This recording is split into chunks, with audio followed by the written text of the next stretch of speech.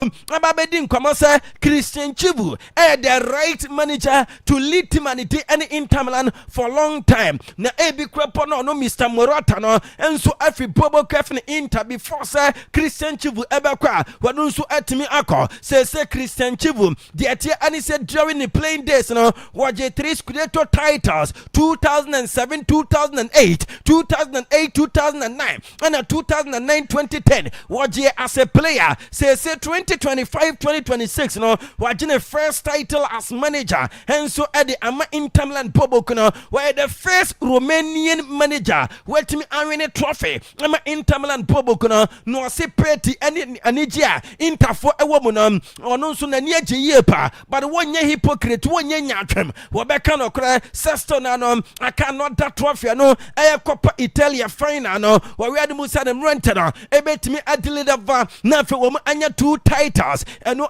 some Christian Chivu coach Emma Inter Milan Bobo Kona what they Emma Yakofi said announcer team no mo echo 20 games unbeaten in all competitions nanso enra heavy defeat from Alcacia 3-1 defeat to Alcacia at the Emma no ama sa 20 games winning streak no and so abawie na Kofi say ohwa the ati ani say Bobo Kafana announcer and our friends no Al Hilal in terminal Akwaaba 5 points. Now 5 points no Timani D and announcer about 31 matches and Al Hilal and so about 30 matches. Announcer equal 79 points plus 58 goals and Al Hilal and so etosumienu 30 matches for Mabana.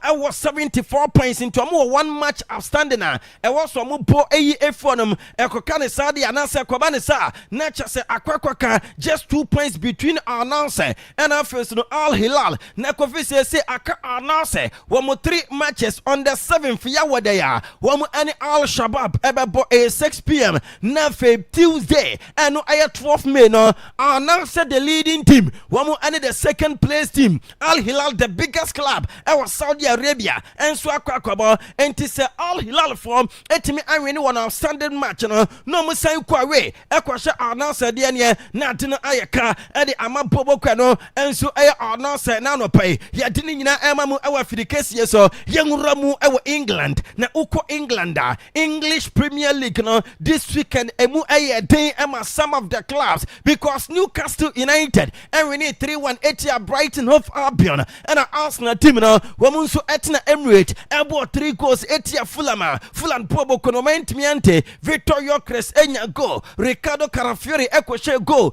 ema video assistant referee Eddie Salah Sagon in the first half now and a Brantif Bukayo Saka 2 on the 40th minute we first half no 45 plus 4 and a Brantif Victor Yokres on the second goal no third goal Emma Arsenal Bobo Kana Arsenal and we need 3-0 against Fulham.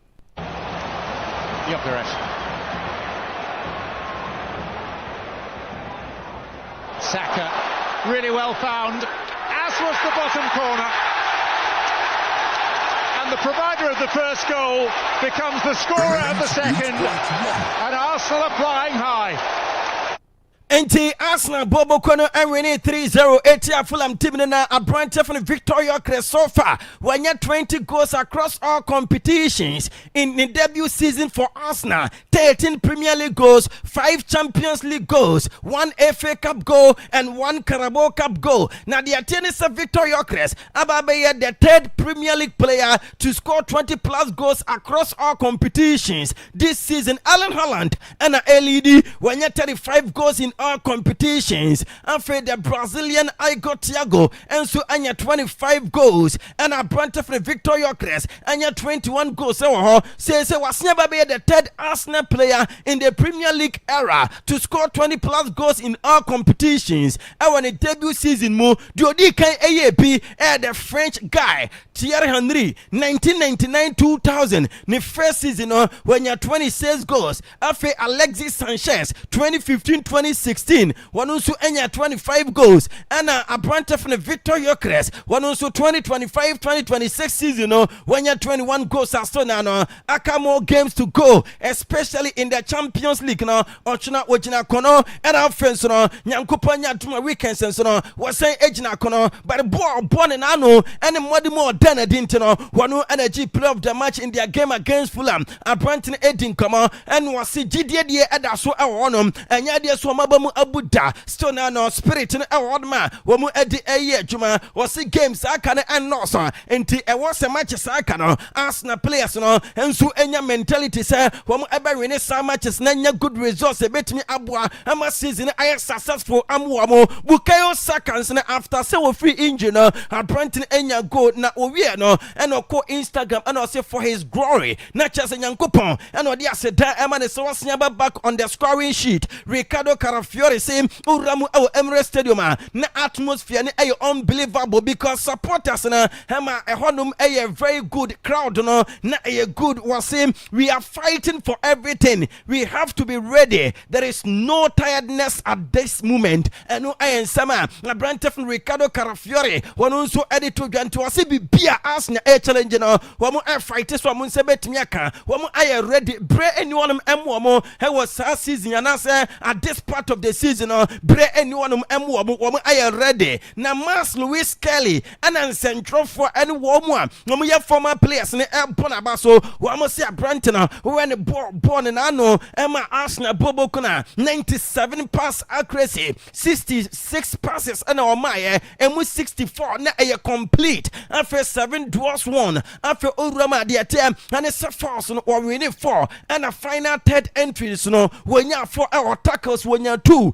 and a chances created no one so etimi enya one nya dia say or committee for bia eno and a Mikel Arteta your manager Emma Arsenal team no whom ebisa the Mas Luis Kelly performance no and was say we impressed name one surprise because abrante no how was he first to act our training grounds any matches muno every day piano we training serious in anya no one so abrante no eda such performance di was the qualities no e was suru ye pa and the game no so no ade ba ko any say a suit in the style no and in the system na wo bono and no I sama Mikel Arteta we can for Mas Luis Kelly ho and was it before na no game na we din commerce Arsenal team no e hunger and sa pepe and omo ko show ye our pitch na so na no krepa any say team no and so fly higher we mo enjoy the performance of modernity was it they were enjoying it. We played with a lot of authority and our supporters responded really well to that and no I sama Mikel Arteta what it told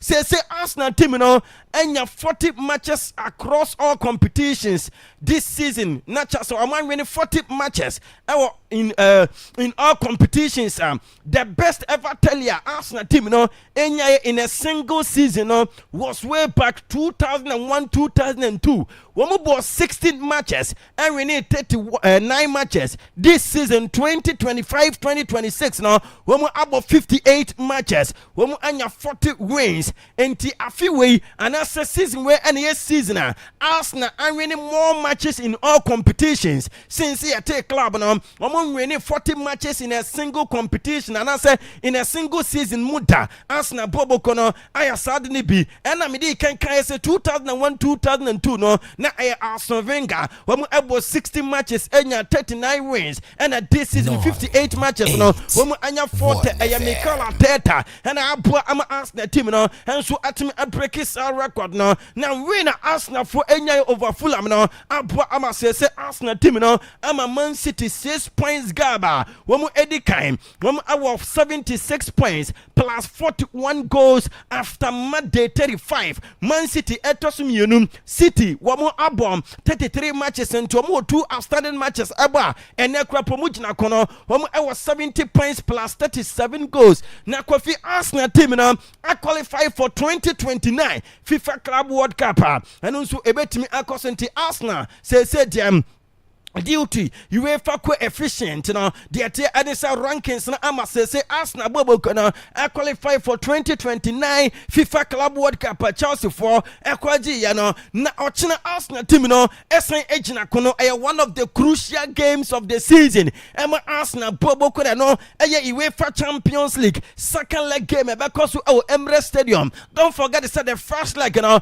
ekwakoye 1-1 Riyadh Metropolitano na the meeting is Ochina Arsenal supporters ne edi tifo kese pa ene be uramum Emirates Stadium de atie anisem urama enye easy kwakwa eso papa menka enada eno na Mikel Arteta say no one of the biggest games in the history of this stadium. I know Emirates Stadium no one of the big games ever nyankopon ya aduma ochina na aniji seme womu ani say in front of their supporters and they are going to try and make it happen. I know I am sama Mikel Arteta wadun so edito dwa effort ochina Champions League game because ochina Kofi Tago at the live commentary eba mamu awa fidikesi we so na the atieni say urabu Villa Park and Aston Villa team na wamu so etna fie ema Tottenham Hotspurs ekwa bomo ekamie nua wamu Aston Villa eti emu baako Conor Gallagher and enya first goal on the 12th minute and Richarlison and so ebeteka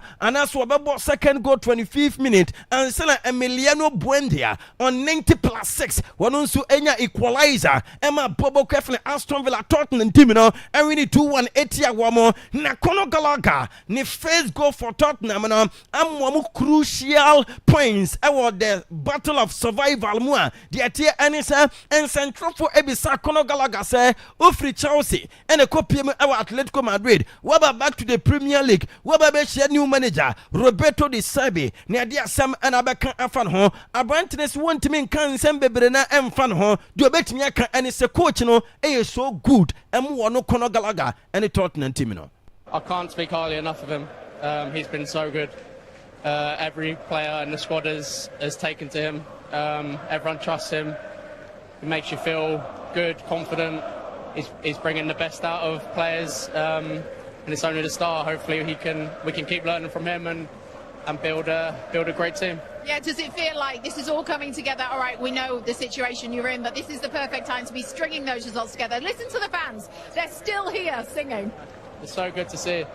They've obviously had a really tough time this season, along with us. I mean, we all won, and we're really happy to give them this feeling tonight, and hopefully it can be the start of something great.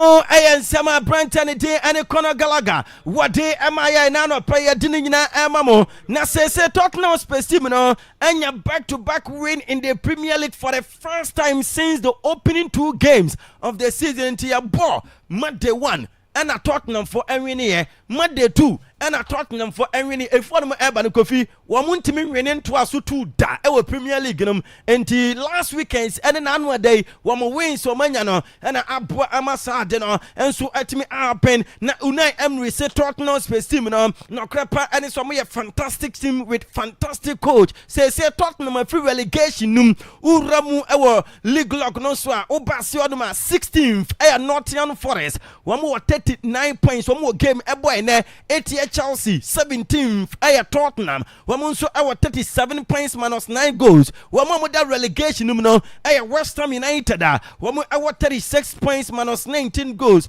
Already 2 teams at the week relegation and no Burnley or that 19th and a 20th no Wolverhampton Wanderers. Now Manchester United team no Okuma Kasio Kinini and so our Premier League no one more Liverpool and one more come and Liverpool team no eti emumie no yes started game na under 15 minutes na Manchester United and ya 2 goals on the 6th minute and Brantef and Marcus Cunha ebo goal and a 14th minute no Benjamin Sesko and so ebo go sa goal we no a controversial goal ebi mu se ebonensa ebi mu se touch ni body na nsa na ekwa bonensa ebi mu kwa posi anka nensa but the atie and it's on the 47th minute no Dominic Sobos like ebete ka ba kuma na 2-1 and a 56th minute Cody Gakpo has say eye ni chasem 2-2 onoma ema game ne emu eye de na Kofi akoda ketwa ne de ene Kobe Menu ha boy we woni ball papa Kofi Menka enada powerful strike and a Branton at the board the winning goal on the 77th minute Emma United team now. Kobe Menu head up, scanning the horizon, looking for options. Oh, that's clever. Cunha, Luke Shaw. At the back post is Ahmad. Heading it down to McAllister. Menu! Kobe Menu! Re-establishes Manchester United's lead. And the Stretford end goes berserk. Enti Kobe Menu and still show no Emma Manchester United the Red Devils na Kobe Menu go versus Bobo Craft Liverpool on way back April 17th no chase the atia NSM Urama. That was the last time Wanunsu enya go in 2025 if one no wonya go Emma United Bobo Kono and no Branton enya go Emma United and also against Bobo Kane and Liverpool Kroya na awaseme woman said nano Thursday and was signing a long-term contract Emma United team no and was Sunday was go from just April 2025 no more than a year near a Branton and so at me anya gua homo say ne contract was signing you know can be and a motivating is a team a pushing Emma enya sa gonna but a Branton say sad dream we no we dream ya chapapa was no crepa and say a juma warrior and Michael Carrick and Michael Carrick ebe no GD wanya edi amano no any team no enyo no nkwa be menu was obia paso fight Emma Michael Carrick into one no na ni je sempo no wano nso anya sa go no.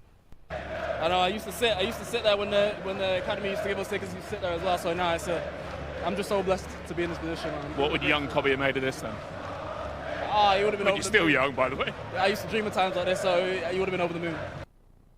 Ano ayan saba Kobe Menu wanonso ade atu 20 ni dreamer bamu amana ene wo guswa wo sia kan Emma United Bobo Kono na sese Kofi officially Manchester United are back in the biggest football club competition eno aye UEFA Champions League na obabe piemu ewe fiduemu a ochin deda waye Champions League na msi Kofi mubo bia chezeze dia mbeta abo Tuesdays and Wednesdays na Kobe Menu say Champions League we are back to where we belong. I am proud to be here. Not just one Kobe Menu no na niaji say teams are officially Premier League no wamo ekwako ramu our Champions League no the leading team Arsenal, the second place team Man City and the third place team Manchester United officially qualify and so there are more games to go our Premier League na Casemiro ye hu se wone ne ma mienu bema bako na afes na baywa bako a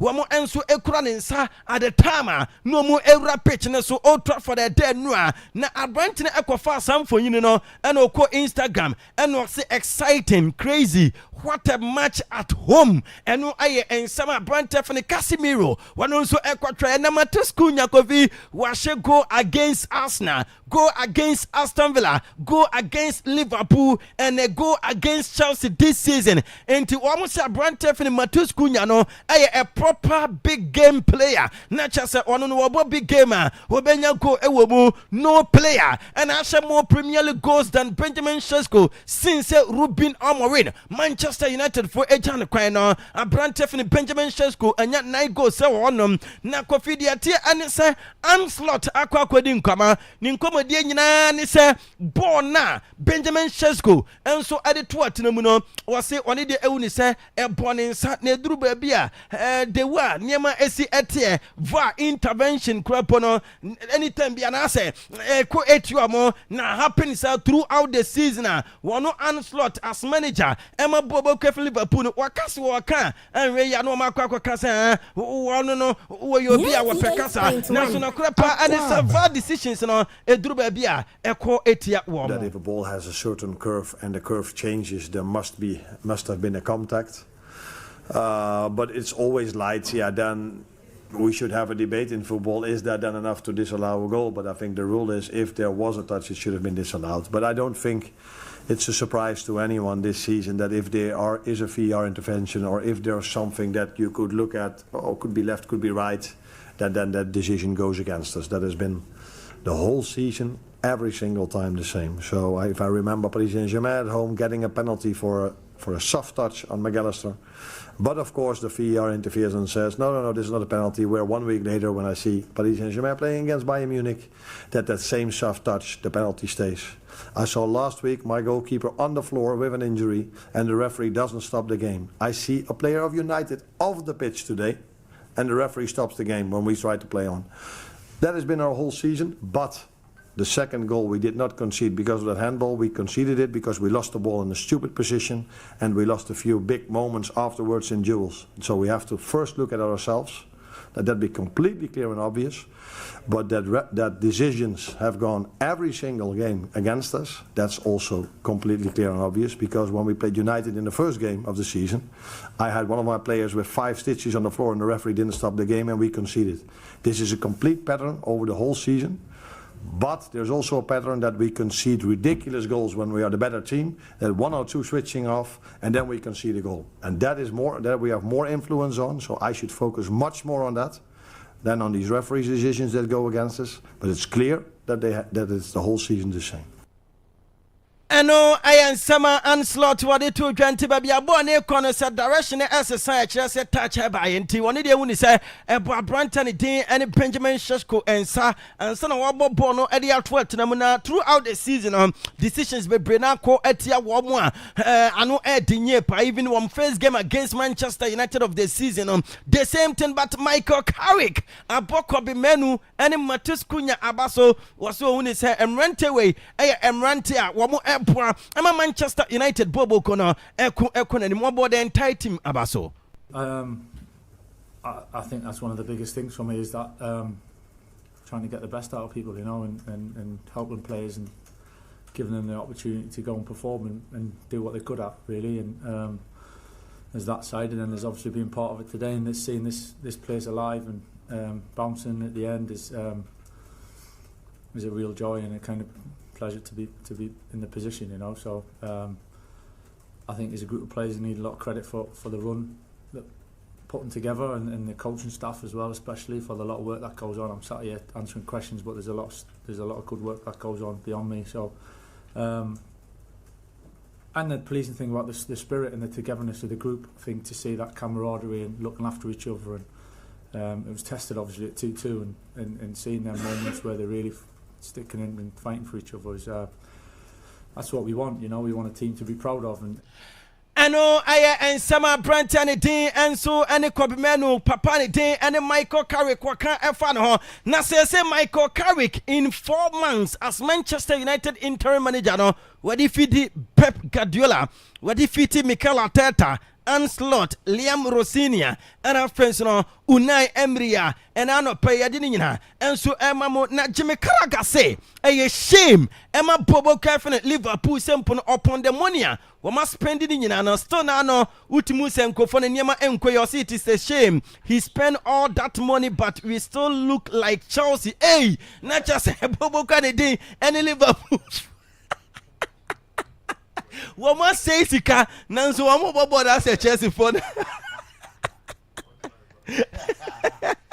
now I think the future of our club is really bleak at this point. Eno sama papa ne dey ene Jimmy Carragher wade to dwa coffee but enra yes e Old Trafford Lancaster Ferguson e ba be game ni bi nanso yes yare attack no e stadium on man omode ne eto ambulance mu eco hospital ani je semene say we respond to treatment in club no enso a release statement so mo we she papa no speedy recovery but coffee say Arsenal team ne dey nyina nim say omatwemu 6 points Manchester City edi omachi but United Bobo kono 64 points Liverpool etosumiono miensa and I say and 9 after 7 United at the 3rd Liverpool at the 4th 58 Aston Villa and so at the 5th 58 but and Chelsea and in Nottingham Forest ebebo awia gede 2 p.m. Ever Stanford Bridge Anthony Taylor and a kwa jinam finfini likely Sir Robert Sanchez Malo Gusto Chaloba Toussaint Adarbayo Marco Correa Romeo Lavia Moses Caicedo Cole Palmer Enzo Fernandez Pedro Neto and João Pedro and the best starting game now na names names are pop it up as managers for Chelsea, no, and Chelsea legend Didier Drogba say no crapa and so I take Dimbi to Marco Silva Adoni Irola or who say Chelsea team no honest no omunye serious directional club no air cono so no and direction papa but obi say we lead the race no Zabi Alonso and he say Chelsea for na akasa edrechira we must say obenya full control in the first of players recruitment na fence no wetimi atoto niamanti say clearly for no any Zabi Alonso akasa edrechiri ye pa and then you raise 7 p.m. na Everton and Manchester City ball Hill Dickinson Stadium Michael Oliver referee Abrantef Johnny Gidaruma nanu wako ware ni girlfriend no kofi ni girlfriend who efe papa menka enada wa hwe papa kofi enya ize ni hutwa bruta menka enada mrofo ne de kofi ya no mpentiantian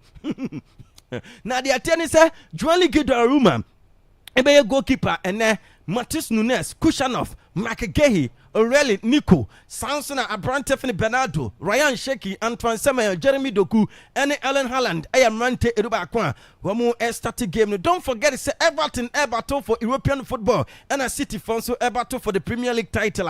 A big game Emma these two clubs but Manchester City for and if you fold in NFS no Josko Vadiol Akasa Edrechira Wamu Ebema Emrante contra extension Uramu Ewa La Liga Nema Villarreal for so 5-1 victory Munya against UD Levante no Hamamo qualify for Champions League Atletico Equaway Equashe 2-0 Etia Valencia and Osasuna so Etnefie Emma Barcelona Ebo mu 2-1 Robert Lewandowski and Ferran Torres and Raul Garcia Ebete and 15 goals for Ferran Torres na Kofi Diatene say Madrid for so Equaway Equashe 2-0 and no Etia Espanya Vinicius Junior and about 2 goals ni nyina say and Papani din and Abaroa 15 matches Diatia and say one win and walusu wabom wadem and so lusu 7 and a draw 2 into say Barca for na atwimo 88 points Madrid etosum 77 and at the atiane say nyankopon aduma on the 10th year Sunday ya Madrid and Barcelona ebebo ewo uramu ewo Spotify company wa se Barca for bodra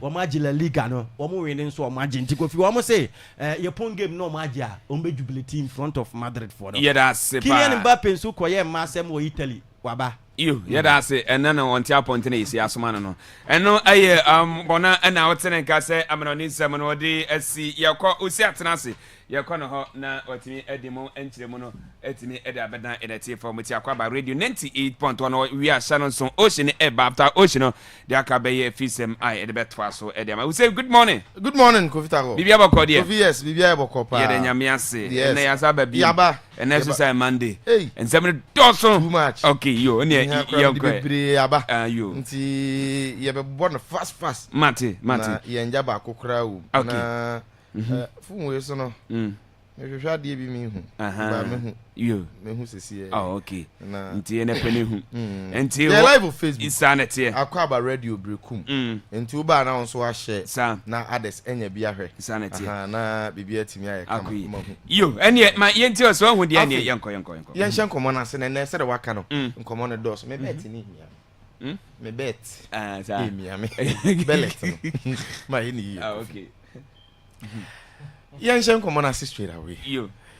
Is it the Kobe Mainu I spoke about goes into this game, scores the winning goal, and won man of the match award on top of that. And now against any other team but Liverpool. Wow. Ebiana nkomana mpesi yedi no onyanti ase.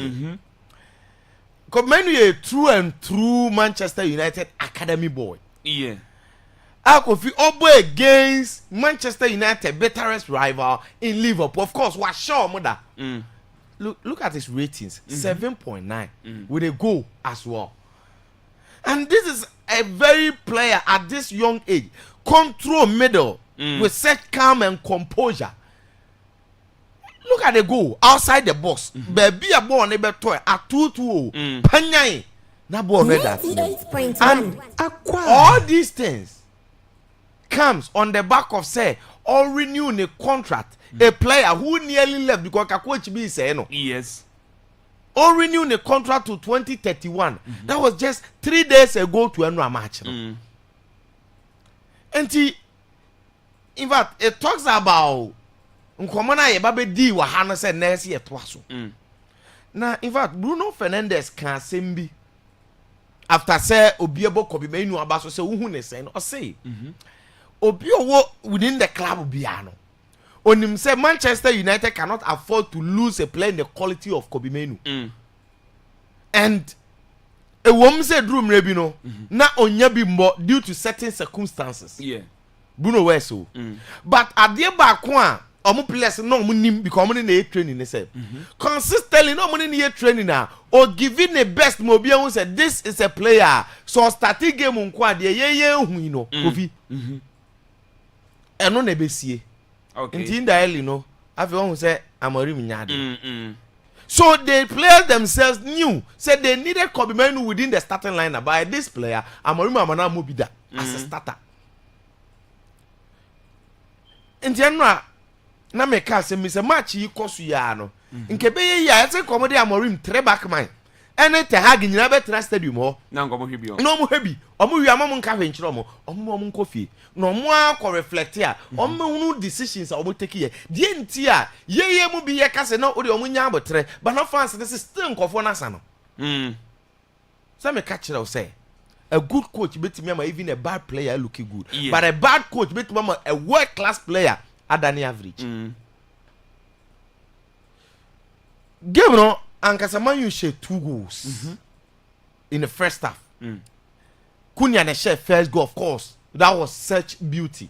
And routine no corner kick papa no mo boy in the buy first shot and no second one. Baby acquire and Woodman ain't even here. And scoring against Liverpool, they say against the top teams, Arsenal, Chelsea, Liverpool, Ebia Kunya is getting the goals. And you see Kunya so profile, unique in the Manchester United system. The way he controls the ball, dribble the ball in the room. I say, no, we hear that Brazilian mix, within the setup. And it is very perfect for Michael Carrick at this point in time. Of course, his goals always comes with this celebration. And then right there, so Sako, twisting and it makes it more interesting because Adie bakwa Manchester United see abapa na say me ka just to do me lose wa na losing environment be a crowd dem into we ne kra na enye ye enne na name Manchester United free mu a games in it saying believe motivation ne environment ni sesi ayi no ekuta the winning momentum and more the goals. Yes, the second goal, you see, and in slot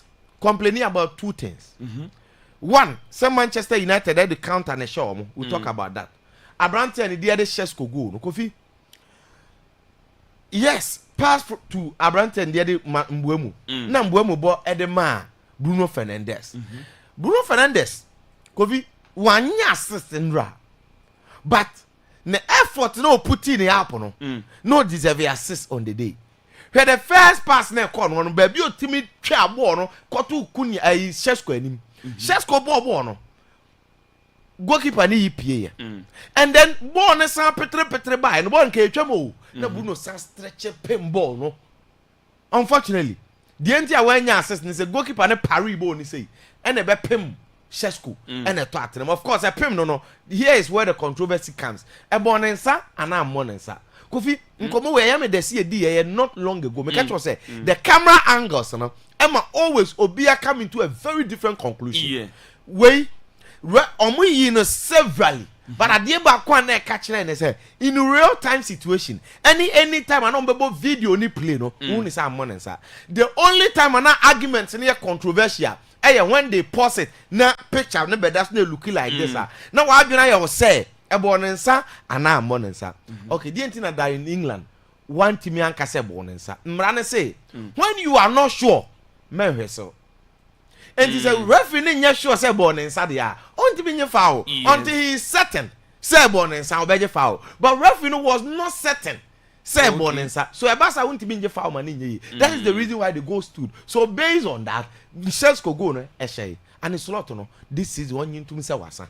Until he should stop hiding behind players be a pre-player. Onika can we are no asan baba can say and yen nunti no lose any kind. 8.1.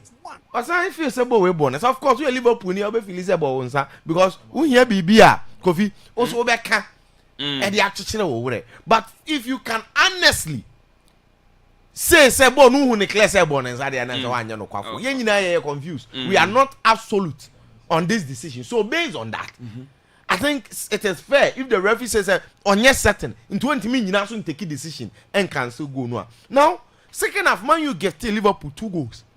But then their record stood. Of course, 2 gets 1 Amad Diallo and Diallo was not prepared in a way because a forced change and Amad Diallo Nkonyi Shesko no opera. Now Diallo on the ball pass Trema Liverpool Jen so was like 2 quality. Liverpool lose you checking the ratings. Top performer. Game ne start ye nyina. Yes, on a Gakpo.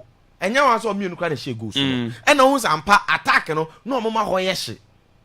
And suppose that the ball movie ya have a share. Sene Lomes at the ball check the Gakpo. Now combination 1 2 3 or matica 2 2. But then the United record say among first half win. Oh, Old Trafford wa bro be sure mo da since 1984. So on top of that, and Abranten there could be menu ebenya the winning goal. If I'm talking of Bruno's assist, one thing that skipped me, Kofi of a control be no ball pass man Mbuemo. Mbuemo didn't na ye chi bobo ni say bopo. What an assist that would have been for the record, no? You see, Carrick by Manchester United, no. The reason why you deserve your body and I can say statistics no criteria. Now, Richmond Fato so since I joined it, check points are winning. No team and a year close. Man U and that first since I joined here 14 games our 32 points and winner for Manchester United. Do you know what this means? A lot. 32 points in just 14 games. Now 10 matches in Krama 30. What does it? So it talks about the general output. No team come close. Next up, why? Team and the Man City near Arsenal and the Twatwaso. Where Arsenal 27. And to a buy and come 5 points more than Arsenal, 5 points more than City. And they have a United fans, when they pay statistics like this, no says you almost say, even though we might not agree entirely, but based on the evidence of the Carrick, it is the simple things that is doing, and a magic, a problem with the 2 coaches that didn't say. Makobi may no make them. Man U born a back 4 and back 3. A 4-2-3-1 with a Bruno as number 10. Men number 9 any number wingers in right? But Bruno in front of Casemiro could be menu. Nyano away. And at the Akano, a year small tweaks new coach, new man getting be out the attach. So it is the simple things. After and it's not to complete counter attack. Manchester United boy a direct. Carrick a Bobby down on him. And then one or move in your results and he's not doing anything complex, nothing confusion. Players net in your moya say easily understood, and that is what is working the magic. Man can't just say they are going into this game. Omunim say Omasha Arsenal, Omasha Man City, Omasha Tottenham, Omasha Chelsea. So having that at the back of their mind, no more GBS Liverpool man can Saturday. And he based on that, all these things in name Michael Carrick was sure. I'm a poor game no na be back tough. No Premier League TV no so. Oni Carrick Kasa no Carrick. Say their contract na so mo de ma wo. And a Carrick say. Oni mpanifo no tena ase asa na obeje adwuma no. Omo kasa about Manchester United now and Manchester United in the future. And when him say in the coming weeks mpanifo will sort things out and be clear. Now this is what he's trying to mean. If it is about Manchester United now and Manchester United for the future, there is no better coach. Obetimi atire and say so about the Carrick adwuma no man ankobe the Carrick aye no. Enti yes, baby adru no cemented Champions League sport United the kobo. What I say? Enti the also achieve ya bro. So look, mama can say mention for people to understand. Manchester United did not appoint Michael Carrick because no person qualify for top 4. They appointed him because no musuro say ombekwa koto achire obi. Baby a Tottenham ne ade no musuro. Baby a ne Man U keka kono no. So no na how good Carrick has been for United. The way na United ete sign no. No munim say so man sa coach na. Omo very and they didn't appoint the coach only because omo feel say na Amorim ahihye team betu mabot for. That be no musuro. And he say coach Biaba and Saudi and probably a 10 of the past with about 3-4 games to go. Manchester United automatically qualify 64 points. Your debt will be 51. 4 matches to go. So saying, and automatically we qualify for the Champions League no kwano me sure some people na kwatena say omunim say there's no better person out there to come and take over the job than so far there. Why? Because individual players, performance of the club, results, plus everything proves one thing. Say character human there, or deserve a human to as well. Yes, at the time and mission in your accomplish, not the timing was wrong because who confirming is here a problem. But at the end of the season, definitely it is going to come. We will be waiting for the announcement, and this man will be in charge. Kofi, yeah, Bournemouth. Eshe Crystal Palace. Nigeria for because Crystal Palace. Almost a Crystal Palace 3-0 at the Vitality. Now success a relative. Now depending on baby ufriba, depending on our level, and a man who idea be say way a success, way a achievement. For instance, oh yeah, sure say despite Ekoto Corolla na Voxia success. No. But you will be a normal farmer be. I want a baby. Oceani 97 official. What I say? Auto Voxia a huge success. Yeah. And yes, sir. Good. What does that mean? A child say, oh, baby, oh, free bar. Any day what me accomplish here. And your friend is success. When him say, that is the same thing. I nay Bournemouth a womb. Meaning say Arsenal G League na a success. Man City G League na a success. A womb Bournemouth anywhere near winning the league. But the story of Bournemouth this season, it defines success. Yes. Now the league table no this year. Almost 6. And you the top table no. 6th position, a European sport. Now a Hong Kong currently a Europa League sport. The reason why I'm saying say almost season on be defined as a success, no. And I say this is a team, Bournemouth, relatively. Ninka obo season bia ne target ne say obe fight to survive, right? And all by a typical new season. He had a very good team last season. Last season team, no. Majority of the players if him, yeah. He has a bunch of PSG, Dean Huijsen, Real Madrid. Number 3 no called Liverpool. The Milos Kekes, right? Okay, almost Antonbi. Semenyo. On kwa de nanu ya no say was right. Dango Watara or Brentford. Now, all these players are free team. And he affected Andoni Raiola, the system, the tactics. Any the way all born a ball, no? Or the players are second no multi bench. Any few signings I want to on my board in the best team. And for a team last season they are strong, no? Say typical team like this, those players on my team are stronger. They are now expected. So I'm best so far. Yeah. But who did say last season? Bournemouth placed 10th. This season, I'm the 6th. Last season, I got 13 games unbeaten, which was a record in the Premier League. Now, this season, I got 15 games unbeaten in the Premier League. Wow. Do you know, say no team, not even Arsenal that first, Man City or that second, and not any other team, and what team acquire a spell of 15 games, how are you unbeaten? That is the story of a good coach from the Basque, Andoni Raiola. Now, it feels sad, meaning, so you're Bournemouth fan. So that is a coach now a video announce a club that just to start of the season. He's leaving. Upon the way in the club, no. And coach in also a clear because he wanted to leave when the applause are high.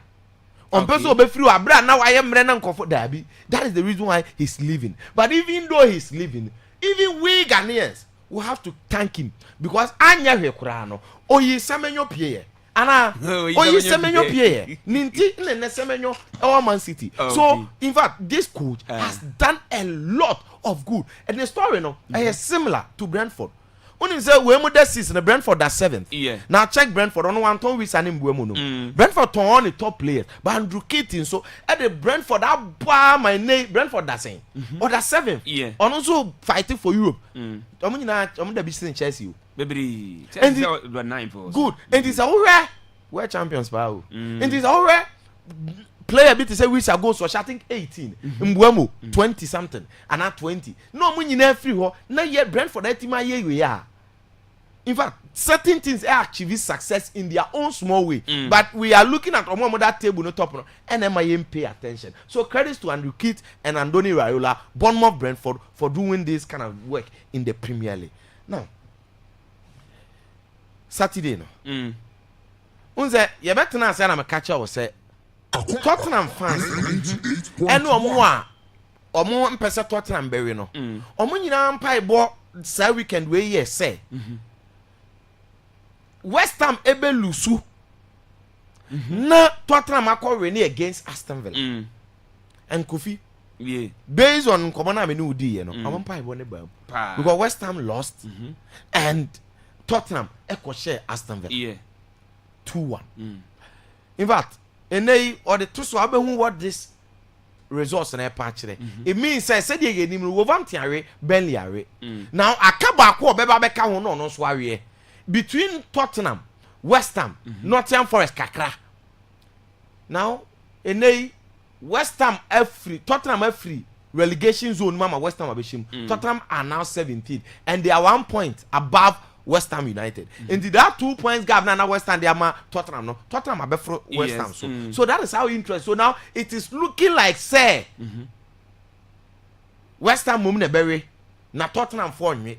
And that would be positive for Ghana because yentimi hwe ma ayimo nwe kudus dabi Fatah Shaku onu onua Jordan unim so ko a Eredivisie a the day you so we na kudus so be aha because na brother for no more now look at this enei our final matches aka omanim and be determined but they needed this. They needed Obi to say Richarlison to be back to get the goals. Kalaga goal no so na It was a very important victory. And now let's see the last 2 games.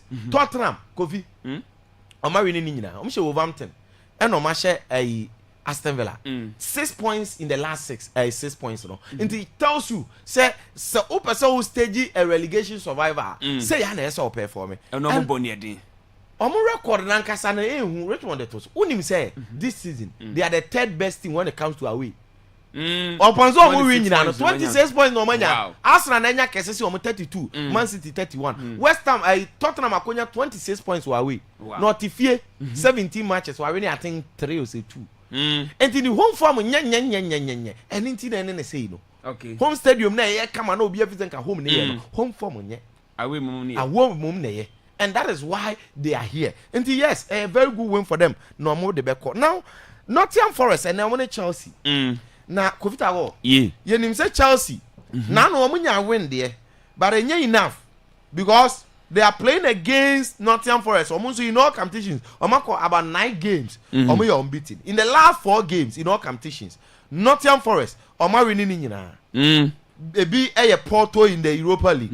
Mienu a Burnley and then. In Sunderland in the Premier League, and now I'm Aston Villa in the Europa League first leg semi-final. Now they are playing against Chelsea.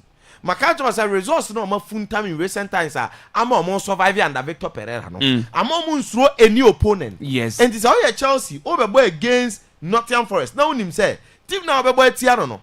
This is the form in the shape, and then they are playing against Chelsea. Chelsea so forming in the shape in here because they call 5 Premier League games. I know if you want me winning. Ontimi nche go mpo and san obeshe list and it's still Chelsea form na convincing because the last 9 matches were lose 7 and the man Nottingham Forest for nya believe said God Nottingham Forest for no they will still need to continue with the flying form. Why? Because a name so the table not so I'm say e wo mu so omo ko but omo fees I think they are just 2 points above. No omo dey saying omo that 16 39 points and they are just 3 points above West Ham. Omo matches no so the end is omo continue with this form no e bia anyafo and then obo Chelsea wa away o we obo Aston Villa or Villa fie o we ne enukwa Europa League put that aside Premier League nim obo Newcastle Obebo Manchester United no abo Bournemouth. Wow. And the just still form no mukita no. Omo to aso against Chelsea. Omo to aso against the other teams. And san omo so team survive. Yes sir. E bia ye kan West Ham Tottenham want omo nyina ko. No no hye. Okay. Afi. Kakrebi. Yen ko ba bia no kakrebi no. Ko na dey my me too kakrawate. Hey, in the Premier League play about 840. Hey. 840. Yeah. Yango. Yeah. Arsenal share Fulham 3-0. A very convincing win in a game where Bibia Arsenal 4 paint because for the first time in so many games Arsenal omo game when we to feel pressure. Omo game no to say they are very calm and they knew what they were doing.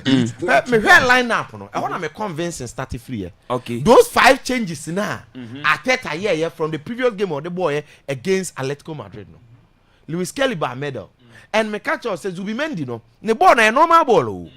Now Lewis Kelly by Mfimfini no. We saw difference. And they promise him because clearly it gives Arteta headache. Meaning say yes, Arteta might not rest that in the Champions League. But Lewis Kelly actually say Mfini no in a natural position. Or complemented Declan Rice so well. Her Saka in the last 2 games has been very comfortable. Our Bobby Amarebiano is giving them the Saka that Obi expected to say at this point in time. Not because he scored a beautiful goal, but because you see what he does. Now Trossard, Šeško scored. Now Keres. Now Gyökeres goal no, means that was 21 goals in his debut season for Arsenal, which is great. Because this season and the debut season, 21 goals compared to the top strikers. If it's more form, now Haaland that first 35, then comes Igor Thiago 25. In all competitions, so now Gyökeres and Crawford bashing and say, "Oh, you waste Arsenal 21 in all competitions." So you give him a breather for a new player. Waba league him, right? And Arsenal win no. Aside Nyoma ye Kenya no. The most important thing here the NBA Premier League table no so. Is that Arsenal just 3 Premier League games, and just 3 no, and the Arsenal was 76 points. Man City, me catch you say, Arsenal now we know 2 matches no because the final line no had a and then these 2 wins now Arsenal no, Arsenal be in a very good position in the quest to win the league. Okay, because now they are 6 points clear of Man City. Pressure no, ekohin City in the Arteta Adibi. After the game was saying ne or TV na chi or has Man City match ni be throughout because they didn't just win. Omo win here and omo share 3 goals and they now omo lead with 6 points clear, 76 points for Arsenal, 70 for Man City.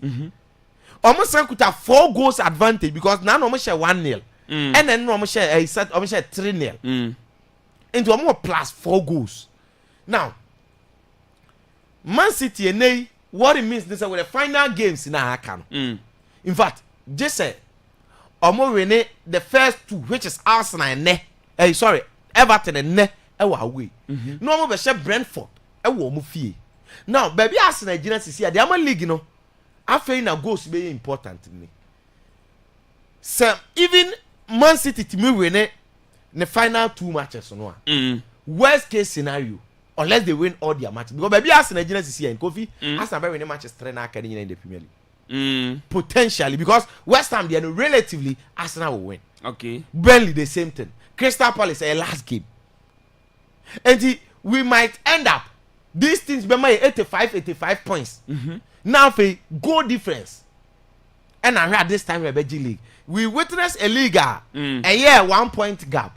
But we might get to the level where the league will give us what we call goal difference. So I careful because setimi kwasa some of we no Man City for no my club DNA no mo nje league falawo anwanwasem nyom na Aguero Man U for apon match ya okobo ball bi shema mo G league no okay omo na de 1 point G league free Liverpool nsem omo na Liverpool share Wolves omo da from 2-0 Matikash ni Coutinho still omo betete ike Gundogan enti omo no edura anwanwasem say so ayenye careful but baby Arsenal Nigeria no e say omo hwe pressure ni nyina de ko City so enti now ene ye nyina kwakwa honestly should City drop any point of the 2 Arsenal League yes enti ene say City drop here Arsenal gone even the Brentford game should City drop Arsenal gone in fact say City winning these 2 games krana relatively now the final 3 games about Chelsea about Crystal Palace Crystal Palace me catch us omo the best 30 on say one of the good because a Hong Kong nana space that now about Crystal Palace you about Bournemouth no about Aston Villa huge games until you be her match no and now Spain Kofi Real Madrid Echo Barcelona krom ho no mo ko share RCD Espanyol 2-0 enra.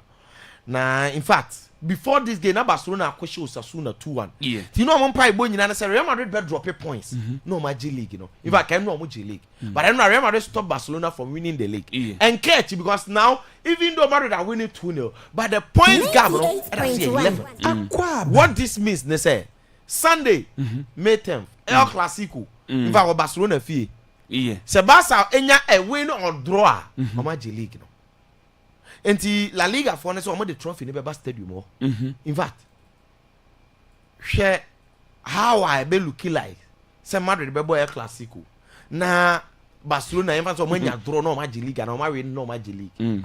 I think all these things you know say catch Real Madrid for some go pre-season ba. Omo jai politics no more because honestly there is rivalry between Mbappe and Vini. Man also be the message. On him said there are two things here. There are school of thought to say on the field of play and surface Mbappe tackle Vini position where he feels so call left to into one time in center, right? It affects Vini play. It is evidently clear. So when the two are playing together, Vini to be Mokra.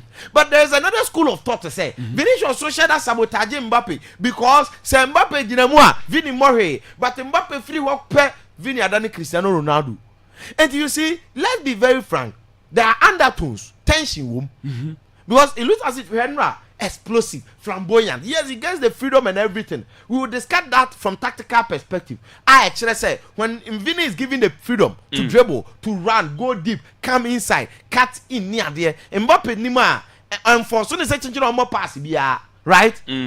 And I say to say Ebia Gonzalo Garcia no appear pass. Ojina send Mbappe Ebia Onyina ho. We will discuss all those things when it comes to the tactical perspective. But truth is tension with team them. And I don't believe say Jesse Bakoko Dabi. Debi Ameka say Vini no and 2 goals means that La Liga almost 15 goals. Yeah. Overall 21 goals. 5 consecutive seasons in the Bioma 20 plus goals. He's the 8th Real Madrid player in the history of the club. I want him achieve this feat. Okay. So he's not a bad player. So Madrid need a coach. And we say Oba no team be fixes our problem no. Giving Obia clear defined roles. Coach with balls. Obe you are not ready to sacrifice and I help no. Kofi or take a decision on you asking going to the bench. They said the mail mo yede or more honor. On screw. It will work out. It's as simple as that. So now here is where we are heading towards another Clasico. Now I mean himself Rafinha might want to play, but I will advise him not to play. The reason being the World Cup, because Rafinha no, the last Clasico was Mobi. He said we started training. I think that Barca League never. Still sell me yama mo dey na. Unrest no fan the World Cup. Yes, Clasico no. Se Barca say Rafinha Mobi la me yama Mobi. Real Madrid for be say GDA say. Even though Kylian Mbappe and how Mobi, even though he's forced in so you obey bono, and how no so Mobi. But Madrid followed with Vini, Jude Bellingham, Freddy Valverde. No, and how almost was a quack Could be more Inter for Abaso for winning the 21st Italian Serie A. And the entire say about Mabaso, I had the story of Omni AC Milan. You see, so poor home more than will league him home. You will feeling be or wunya and been an interference for the past 48 hours. Okay. When Napoli dropped the points, the news says Omo Renia Omaji League.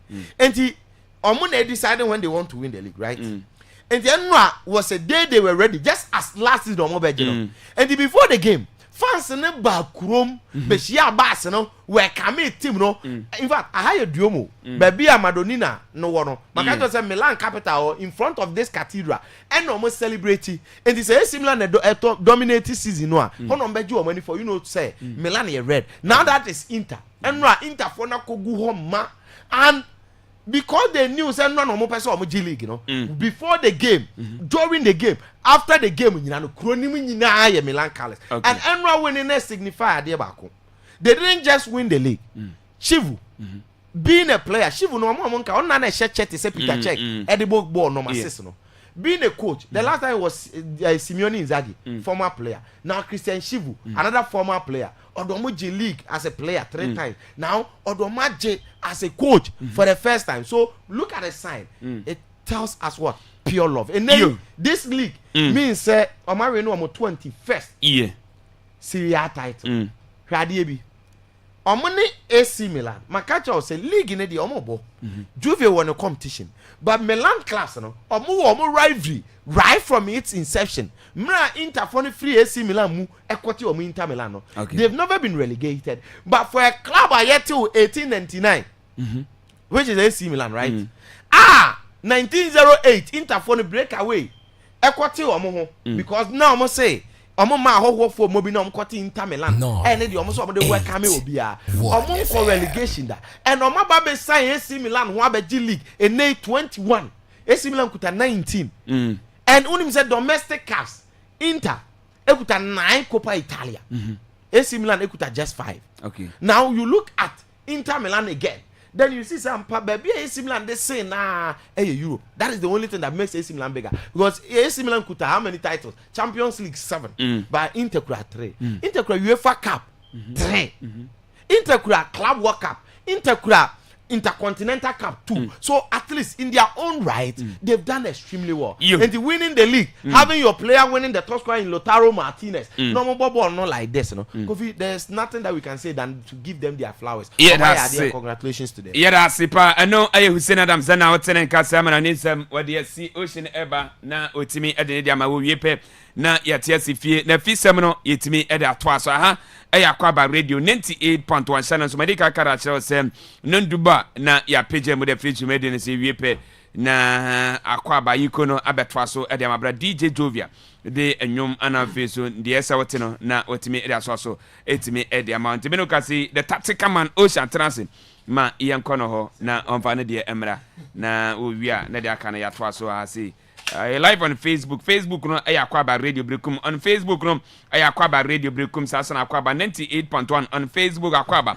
98.1 on Facebook ho nyina okwa show no live oba konye bi na wahwe na oso timi akere wadwene so etimi ede afa Ocean good morning na bibia boko de good morning Kofi go bibia boko pa na so ho te say yanko pa do yesi ho ye de yami ase sa yeah ya ba Kofi ye ma me fa kwanya we so na yendo bibia ase sansa na no Saturday ko pie me wa dabo krom o kwa dente na wankra me kra dada asa me kra mu be 2 weeks na ka o 2 weeks ye nyina ni bako o se nyina ni bako na de be jama kwa de na o be kwa wo na ye no be kwa nga ongo nja bia o de kwa o be twema nso o nyi ntum na on pa ya to o be twema sa ma kra mu be 2 weeks masa many more din kra do de hu ya se wala kwato o se me o cha se yi adabo kro me kra mu kra be 2 weeks na de ye no ngara na nga bako oh na Kofi no be kwa na de na man ya wankra Kofi de won ja fidie no honko da me nya fidie na honko de nya de abeko Kofi de honko wonye on pom so nti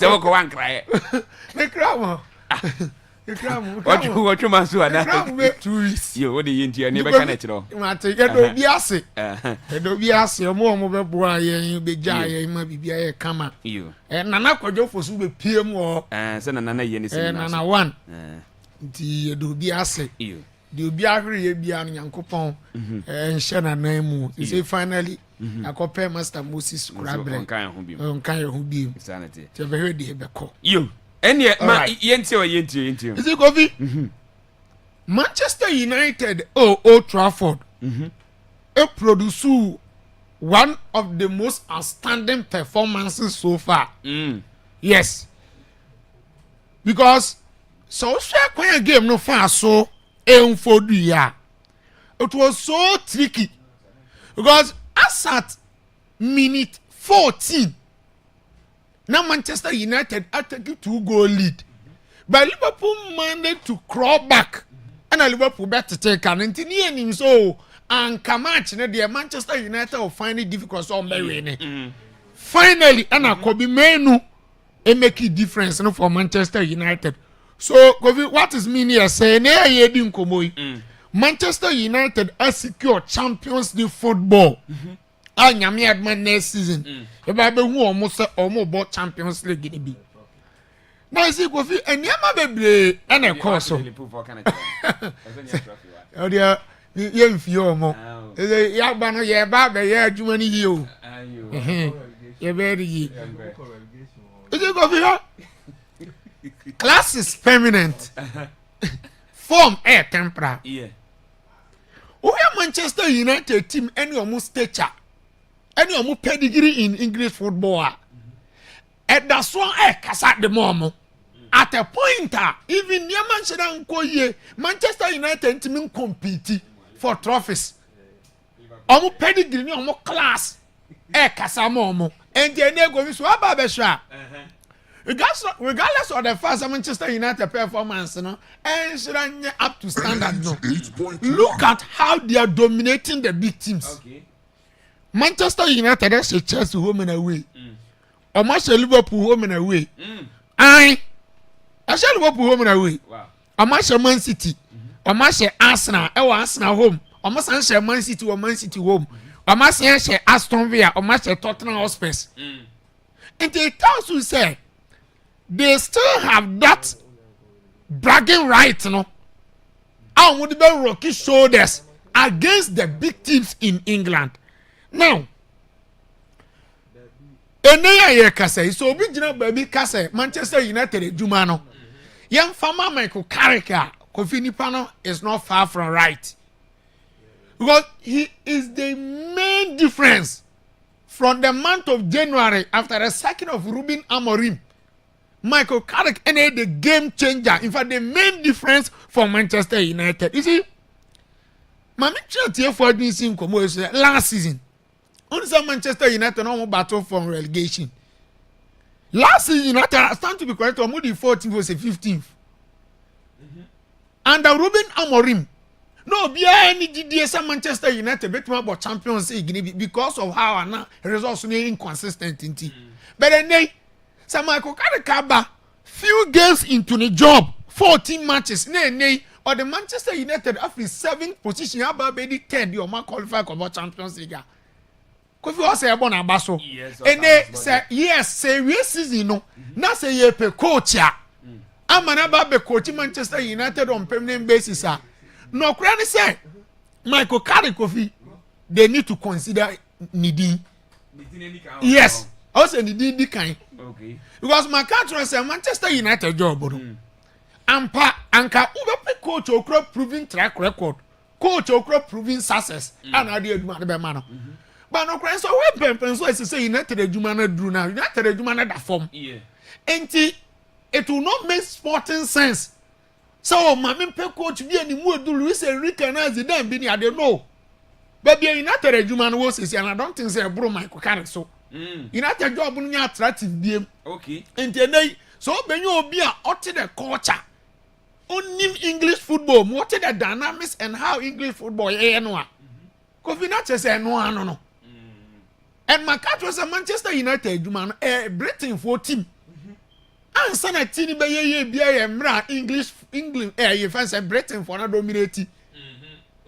Britain for dominating. We Manchester United best for English players, British players, Rangis, or the 13 Premier League trophies of the Wales, Paul Scholes, Ron Ferdinand. Mention them, David Beckham. A Britain for team, Upo, Silas Ferguson. Very Silas Ferguson near the United Scotland.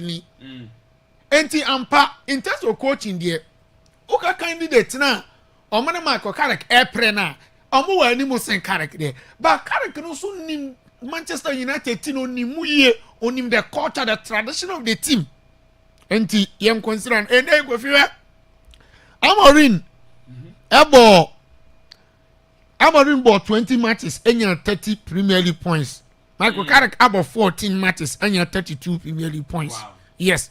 And he has improved Ankasa or improved Manchester United team. No. Now ye can. And they say about Luis Enrique. Ye about Hansi Flick Mabaswa. Ye about Mabasu because of improvement on their players. How they have been able to improve certain players within their setup. Michael Carrick go Manchester United no. Players are near any sense we flop and sorry. Casemiro. In fact, one of the best seasons ever. He'll be to say Kobe Menu. Kobe Menu before Michael Carrick. Kobe Menu bench warmer. I can Kobe Menu from Manchester United. Yes. But then he is one of the most informed players. He's one of the outstanding performers in England. And they won't me more footers or more boy do a punch me Kobe Menu do. Since Michael Carrick took over, he will be to say Abranti FN Bruno Fernandes. Ampa Bruno Nimbo no they be more standing there. But Kofi under Michael Carrick and they born as improve bebre and they aka just one assist. No you call Kevin De Bruyne. No you call Thierry Henry more record or more and say provide the most assists in a single season. That is 20. he's in poor position to win the Premier League Player of the Season. No. And Michael Carrick can improve some for when you know any idea. Kofi, idea Amorim yeah. I know Marco be menu mo game ni bi no.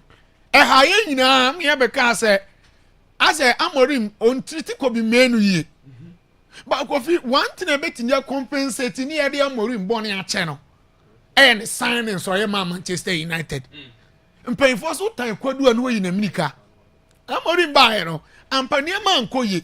But Kofi ne signings enko ade untimi take anything away from him. Amorim ne signings Kofi super signings. And Benjamin Sesko has 12 goals. Nanu ya buy anu nya bi mono. And then Matheus Cunha was 9 goals. Wow. Brian Mbeumo was 9 goals.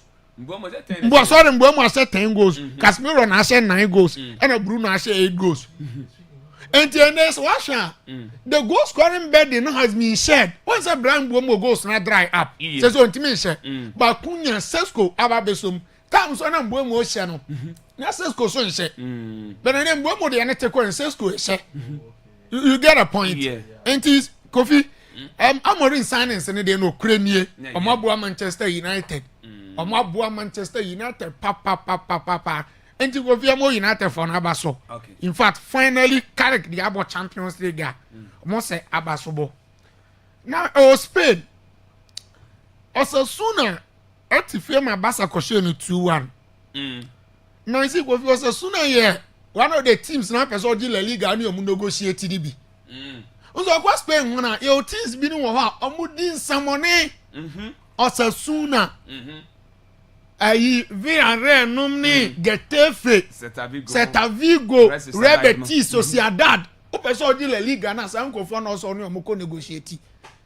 And in the game Barcelona struggled. In fact, Barca won the game, but it wasn't a convincing win. But at this point of the season, they have power and resource. And then, Barca win no. As I'm on maintaining the 11-point gap by the money Real Madrid for a anthem. Now, game no confirm more than in fact first half. Obi antimi anse goal. So the goal came so late. 2 goals no. About so late. Lewandowski 81st. Fran Torres 86 minutes. Again, even so the number of chances created Crampo now. Only say Osasuna for creative big chances other than Barcelona. 4 big chances. And I'm creating here. And I'm say 1 goal. At some point they even forced Joan Garcia to make crucial saves. And yes, I'm about sentiment we need game we. Them were there. Here Kofi. Hansi Flick the other time I me born and Basso has said. The substitutions, how are the substitutions be making impact? They are no shit. And they can say, wouldn't say the substitutions in one produce 18 goals and the Ama Barcelona this 18 goals. Yes, wow. Bench bar. Ferran Torres came from the bench and Obeshe second goal no, on the 86th minute. After Lewandowski said the 81st minute. You know. Okay. Again, Marcus Rashford and provided that super assist no for Lewandowski or the chef first goal. Amunyi na free bench nearby. And clearly, players na here do omu free bench ba no omu be making direct and immediate impact on game no so. That is Hansi Flick. And which means the game reading ability was so. Yeah. Or sense steady game ni here. Who the perfect substitutions are obey. Because starting Rooney by Jimona Lewandowski ni Daniel Mone, Femi Lopez. Yeah. And I told Marcus Rashford and Ferran Torres buy. And I won't buy no because you best sign game no. Ebe make sure that Barcelona they will be in comfortable A lead. Now you see what makes big players different from normal or ordinary players? Any the Lewandowski here them. Because we game no more heading. What time my first goal no crab the first minute I trust Kofi for Barcelona. But baby Lewandowski timing and runs. I could vote me who here admit the perfect cross from Marcus Rashford on the first goal. Actually how big and how dangerous Lewandowski here in the box, especially in terms of area threat. What we can say with you say Lewandowski is hugely underappreciated. Yes, that is one big factor. Me know ya dream. Or one of the players now almost falling victim of Ronaldo ni Messi reign. Lewandowski. Say Ronaldo ni Messi a. 98. Anka we niema wa no ball no. Konso betini yes. Obi ni say ka say wa 717 goals. 717 goals. Entire career ni nyina. Ni entire career. Wow. So Lewandowski Brazil or Argentina ni or Spain ni we produce this numbers ah. Nka mi nsuro prank on best atekura de na be compare Ronaldo mo. Any Messi mo. So we okonya country omukra good PR. Yeah, to say England for. To say England for they be out there. Spain for ya dey ketu e bi kra e be more fans bebre na. Lewandowski ni awo ni recognition awo ni bi ni. Kofi in terms of goals and assists in 914. 914. 14 goals and assists. In Europe, in the top 4 European leagues, we Messi no Ronaldo for we na share goals do. In the Champions League, we Messi no Ronaldo for we na share goals do. Wow. That's Lewandowski. And when matters most, one obey na Juman Kama, Eddie ama no. And you go for Yama Basa Baso, say 88, 77, still 11-point gap. And a boom. Now go for Espanyol so, Etra Catalonia. Emma Real Madrid was 2-0. And this win, no, I postpone Barcelona title celebrations. Yeah. Enti ene Clasico ne se Barcelona nyanya draw put ya Real Madrid da. Wa je league. Ya declare some champions or winning league no. Now Kofi Vinicius Junior ne share 2 goals. In fact, oyi aduma obobo pa no. Na ene wa be the 8th Real Madrid player in history a wa man 20 plus goals. Okay. In 5 consecutive seasons. Enti ye kan so this season Vinicius Junior form no sheda ni suru bebre no. Kofi wa man 20 goals this season in all competitions. Okay. Now Kofi mami prove ade bi nchira wa say. Who say Kylian Mbappe prewensi akan. Ona na girl chili wo Italy. Ama images na ba bontin mama for you obi. Say utin wa hu yehia mu obo. Akwaja ya lesa. Dabi na so brana iti da koron kuya na nso na se ne nyina ya de no ya de ne ayi a ho o de sa ya de se ne bia o ya de se ne sa nti o yare no ba betra ho njan ho beto okay awari fo mu ni maduma im nto aso Kofi ye amu mi enu o unu se amo involve ho in 6%, only 6% of Real Madrid goals. 6%. Who's that this season? 6. Yes. 6% of Real Madrid goals. Some fans say we are 60 way, and we are 60 way. Only 6% of the entire Real Madrid goals. Wow. Into a trese. Understanding nanka Madrid fans ni we say bebo mu mienu ntem no. Eniho. Now Mbappe, since he joined Real Madrid, was assisting Vinicius Junior only 4 times this season. This season alone. Vinicius Junior assisted Kylian Mbappe 16 times in all competitions. La Liga 12 times before another game. Okay. Now the bigger question is, among 4 players, I say I can say, Mbappe any agro no more. Vinicius Junior to me bobo no boni ye. Sanso na se Vinicius Junior nso ni wa Mbappe so timi bobo ni ye na ma ekoba so omo mi nyina start agro na enko ye one affect Real Madrid omo team coordination in terms of how they press off the ball omo short again omo for GDA pass omo mi ni selfish we nya ball na se nkodima we are on passing my way and it is affecting the team in terms of performance and results. And the bigger question is Obu Amne say.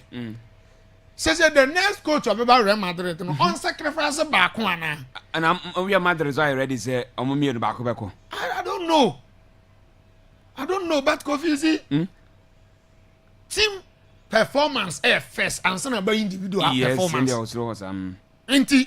In a situation whereby individual performances are now or be selfish interest on the foot of play no ever override the team performance no then it means there is something wrong somewhere and then they now not hear some of Dembele kind Dembele say one pressure Luis Enrique on mobile ni be and found no status who didn't war ball no ni boss at the end and the Baron d'Or winner look at how he is pressing Dembele presses gidi onjina Enti na football no so one tia say pressing a part of the game enko team bi abehyew wo be share you team oni say we dey committee na abo wo dey abro better behyew enti Vinicius Junior and Mbappe situation no they should find a way to fix it enya sa ma ba konko enya be ha omo enya sa Kofi be ha omo because Vinicius no hu say oni Mbappe ni ye pe and Mbappe no so hu so ono ye pan senior man out in the baby you get a point enti also Vinicius no nko no ye adwuma de mo no Mbappe no so say Vinicius no so say there be o my no me the team na successful the Omagigi Champions League me ball no boni ye play key role from Benzema time and so to the last Omagigi Champions League, you know. And the Kofi common is very, very complicated between Vinicius Junior and Mbappe.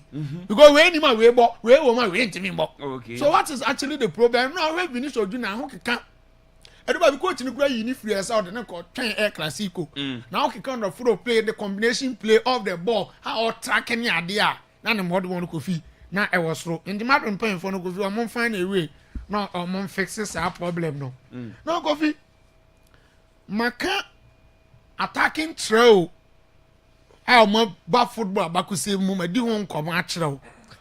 Until on record the Holy Trinity. Now the Holy Trinity the attacking throw. Cause attacking throw out in nya de bi ehu.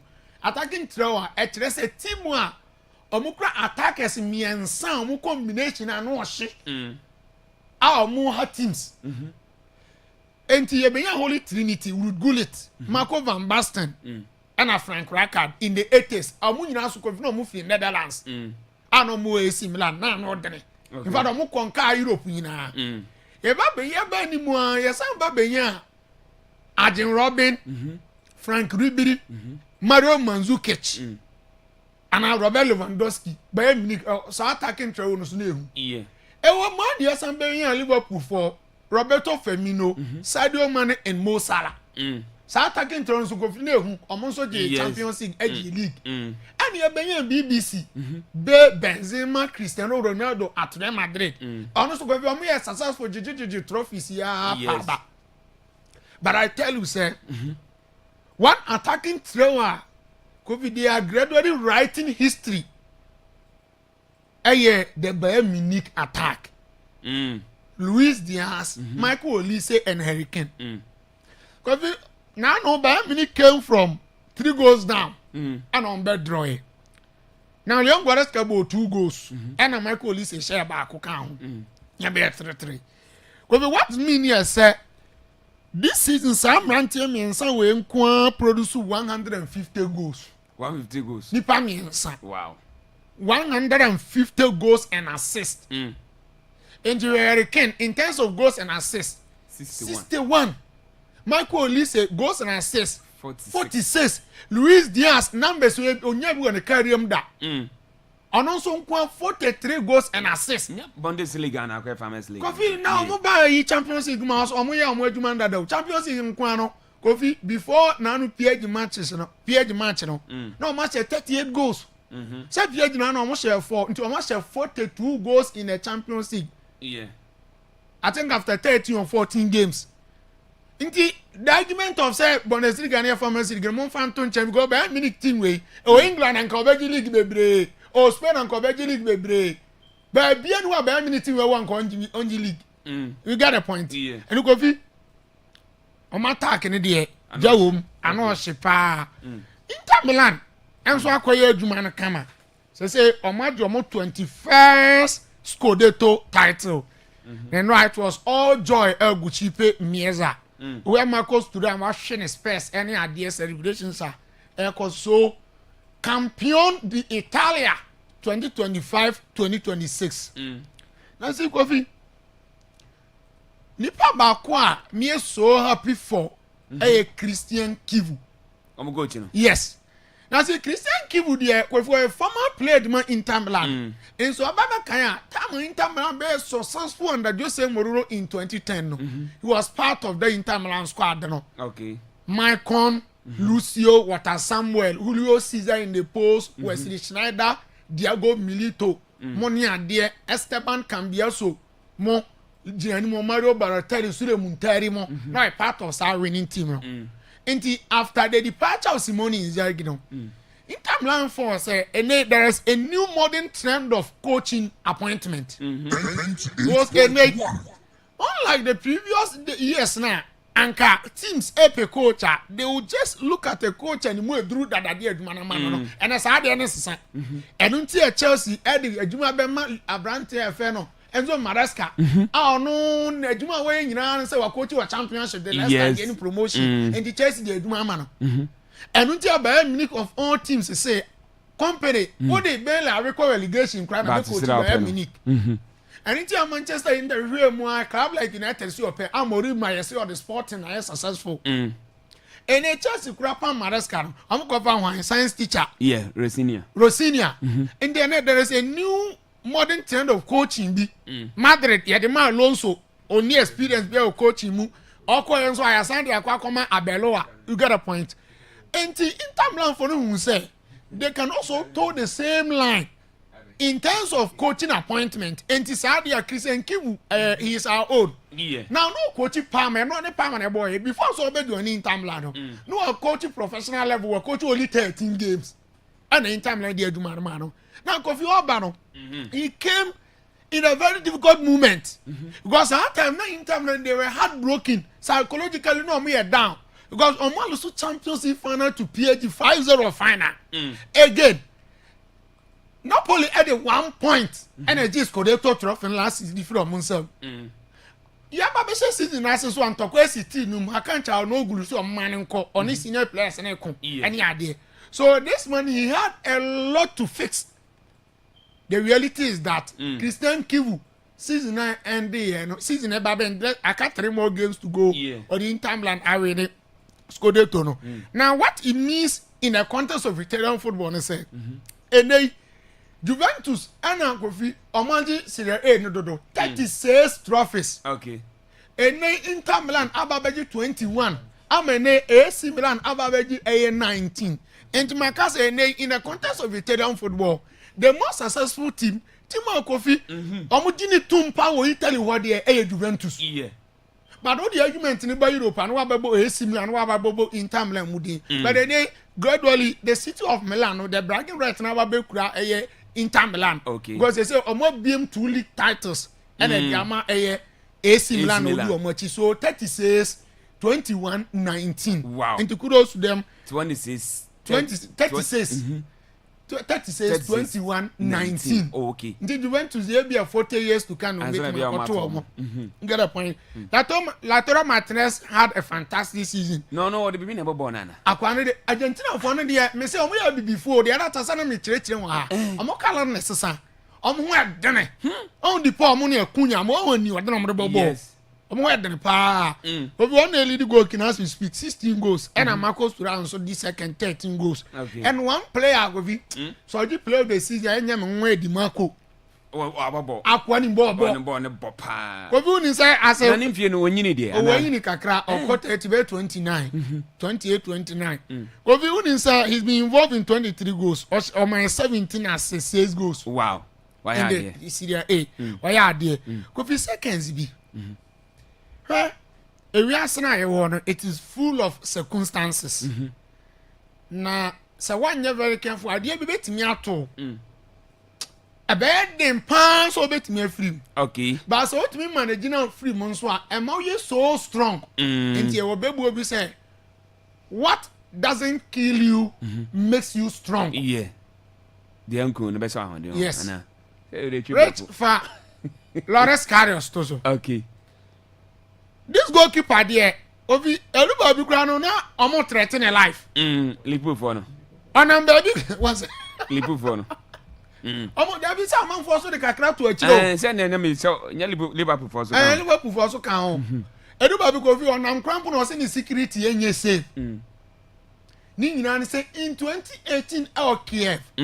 Emra Champions League final between Liverpool and Real Madrid. And Abranti Ekwacha Benzema goes to me, no. Okoto ball back ball Benzema. And a back was a mistake, Carlos. Now, if you say mistake back on Lawrence Carlos here, I take a big toll. Okay. I had a life and then a career and then a family. Because you him say Otina fail for almost 1 year, no a clubless. Yes. Lawrence Carlos na can once and we are seeing referee no. Oh, you Quatwa Gratchen penny. But then we are making it as if so I will not do the tie. No. In ne coffee. Enra.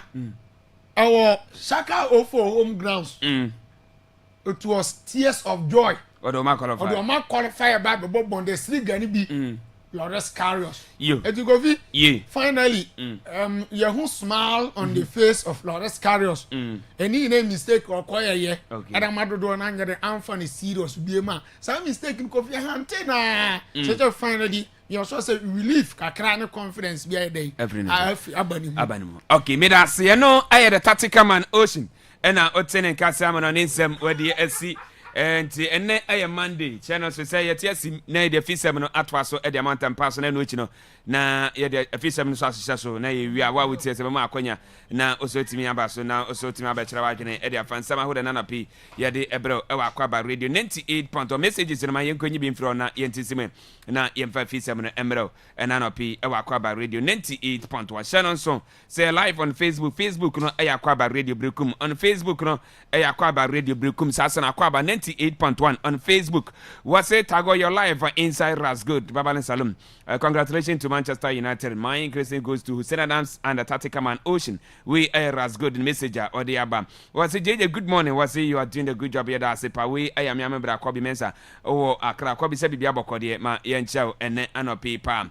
What's it? Good morning, team. I will say tell Ocean to calm down. Now, Liverpool don't have a proper coach. Remember, we have beaten them several times. Okay, you. Ancelot's worst manager in history of Liverpool. We as young Beneza Augustin. We as young Cabana Augustin.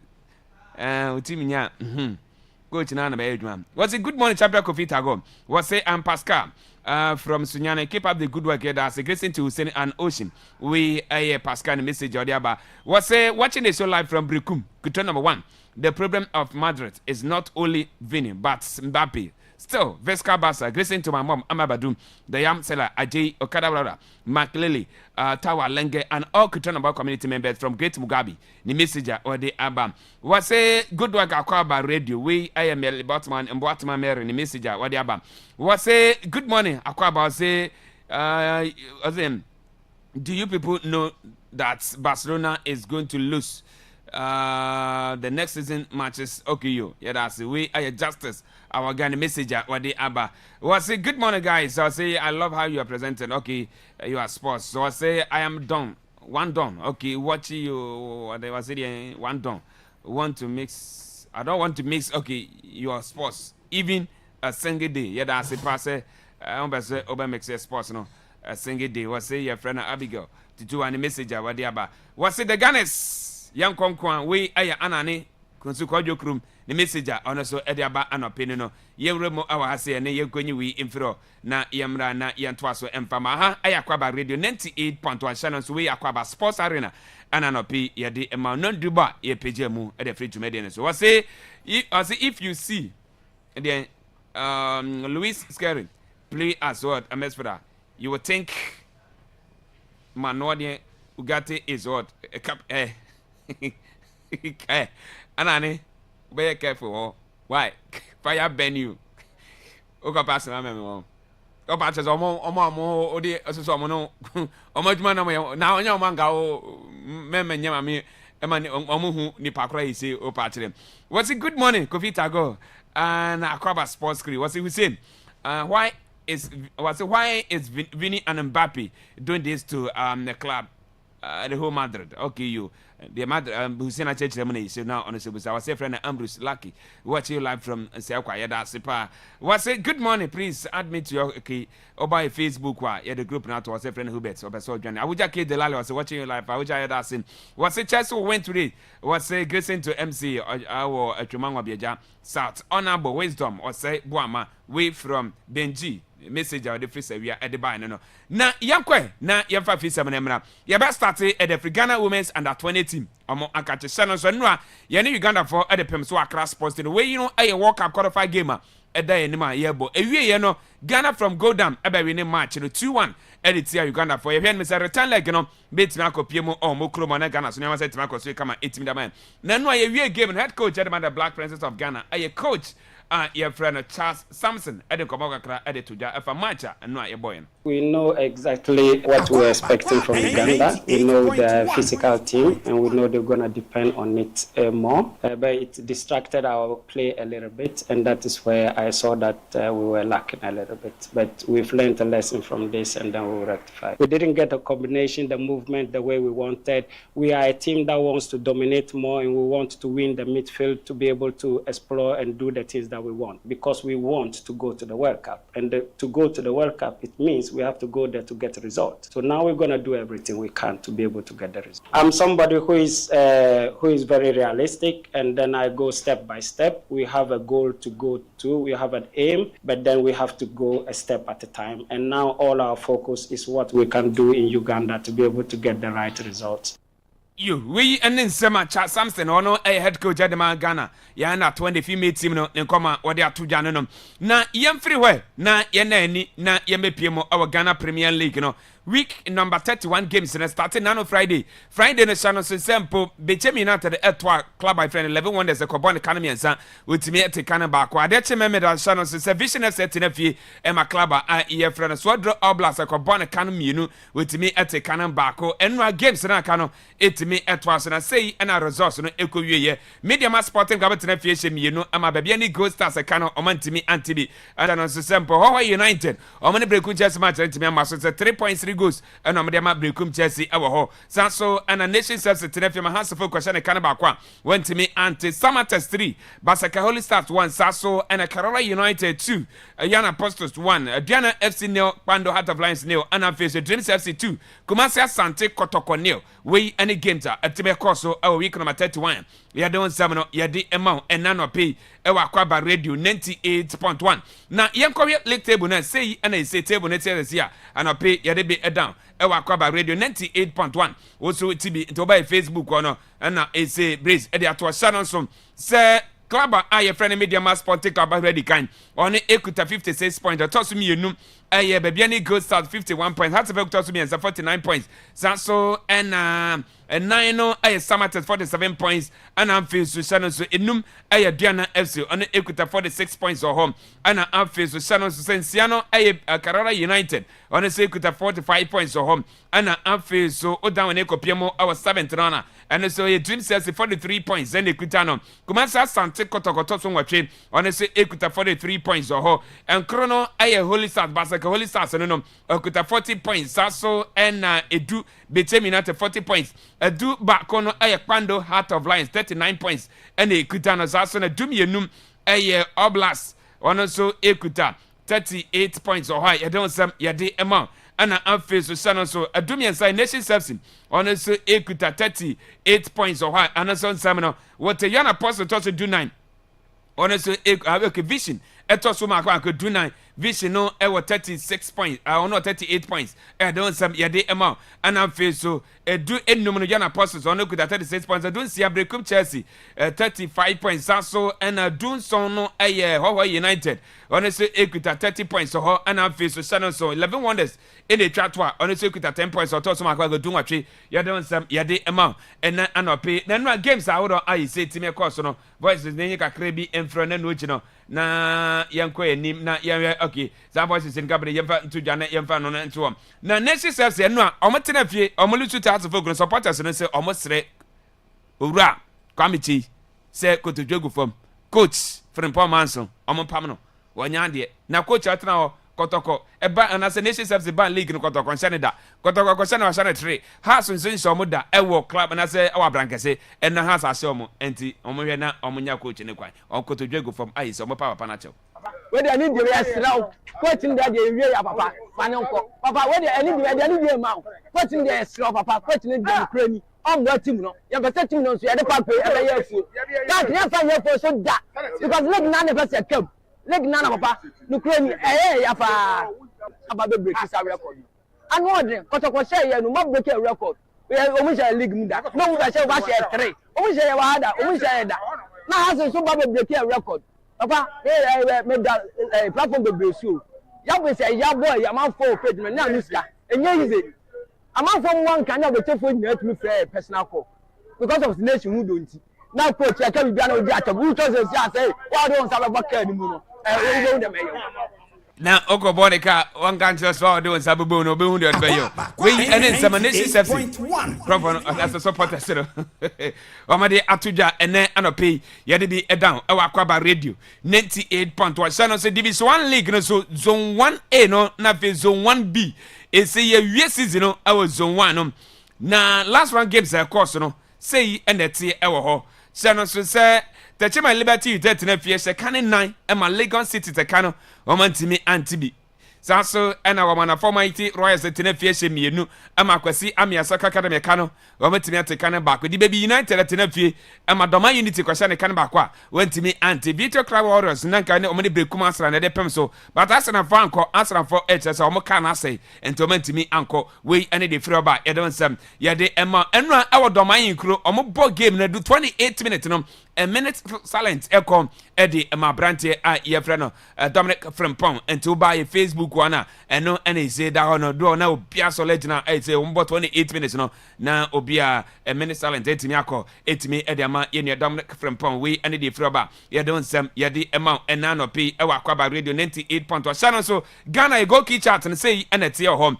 Augustine Okra Osina kan Eddie ema Bechem United 13 goals na wahye atakumi ebo Eddie ma Bebiani goals 12 goals Sasso na Richmond Opoku obo de ma Young Apostles on so tima 12 goals so ho Salim Adams ebo Eddie ema Bediama Sporting Club 11 goals Sasso and Suraj Sedum obo de ma Dream FC 10 goals Abrante Round of Mensa obo Eddie ma Obras on so tima 9 goals so ho Sasso and Emmanuel Ano obo de ma Nation FC 9 goals and afi so Michael Efferson obo Eddie Makwando Heart of Lions one so timi ase 8 goals so ho and afi Prince Choneboa obo Eddie ema Basaka only starts 8 goals and afi Imana Mafu obo Eddie Diana FC one so it me say 8 goals for her ya de 7 ya de amount nano p e wa Akwaaba radio 98.1 channel so say Blake City say no after 7 point me qualify from second division I is some be PMO division 1 no and is some cap and pay for here ya o me the cap na for medal so no et me e de more and so nsema ya de amount nano p e wa Akwaaba radio 98.1 channel so say division 1 super medal league no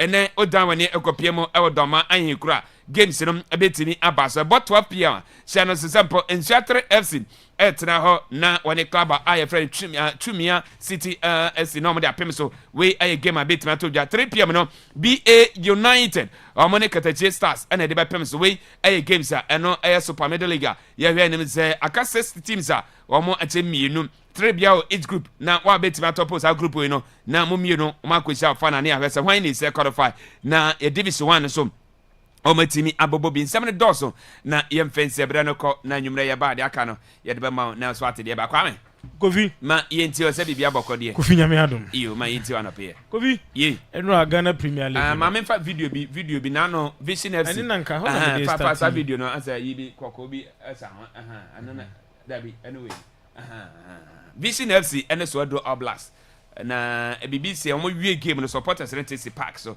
my officials no be na ba kon say no be that for more until you see after na you trust everything so be me see statement no ma say dey see no dey na is o makada fa until into is it go fi yeah enra after say this video started say a circulate me here calls be in an pay me ne officials ni bi aka so the referees no platform and me ne referee on no akoye one of the Premier League games edim koma o confirm am say pay o report o to platform no so no assistant referee no some of the supporters no and the ball to pay referee report and Kofi say the referee can dia Kofi abo say e combo 10 as at now if in charge you be Kofi you have similar issues e bi dey nsuo ade enche anadwona you charge some of the teams ebi also ade be chi e be da sorry no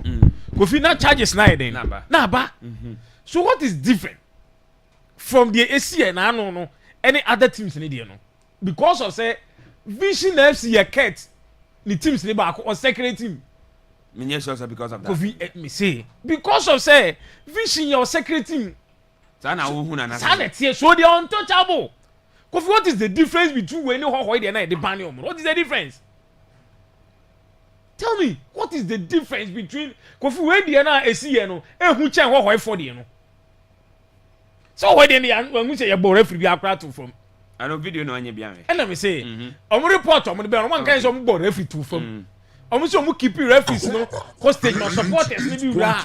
That was the report. Yeah, we charge some original so ah. They charge Ho United ye de 3 home matches ban. Here is the case.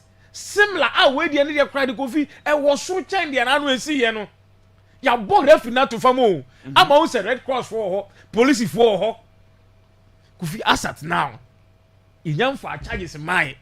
And Kofi we are catch the F and he said we have only 4 matches to go. So secret o kre kunu ni team na nyi interest na firma Kofi referees ni nya ball ni di. Yes, Kofi, yes, referees ni nya ball ni di. Do you know why? Say other teams ni who say a cat team. Ni be ball referee at one yam ban team no. Yam for charges ma Kofi, you are giving other teams opportunity say Kofi obi sumbo referee ni bi ntu obi yam. Hwinsi. You have only 4 matches to go.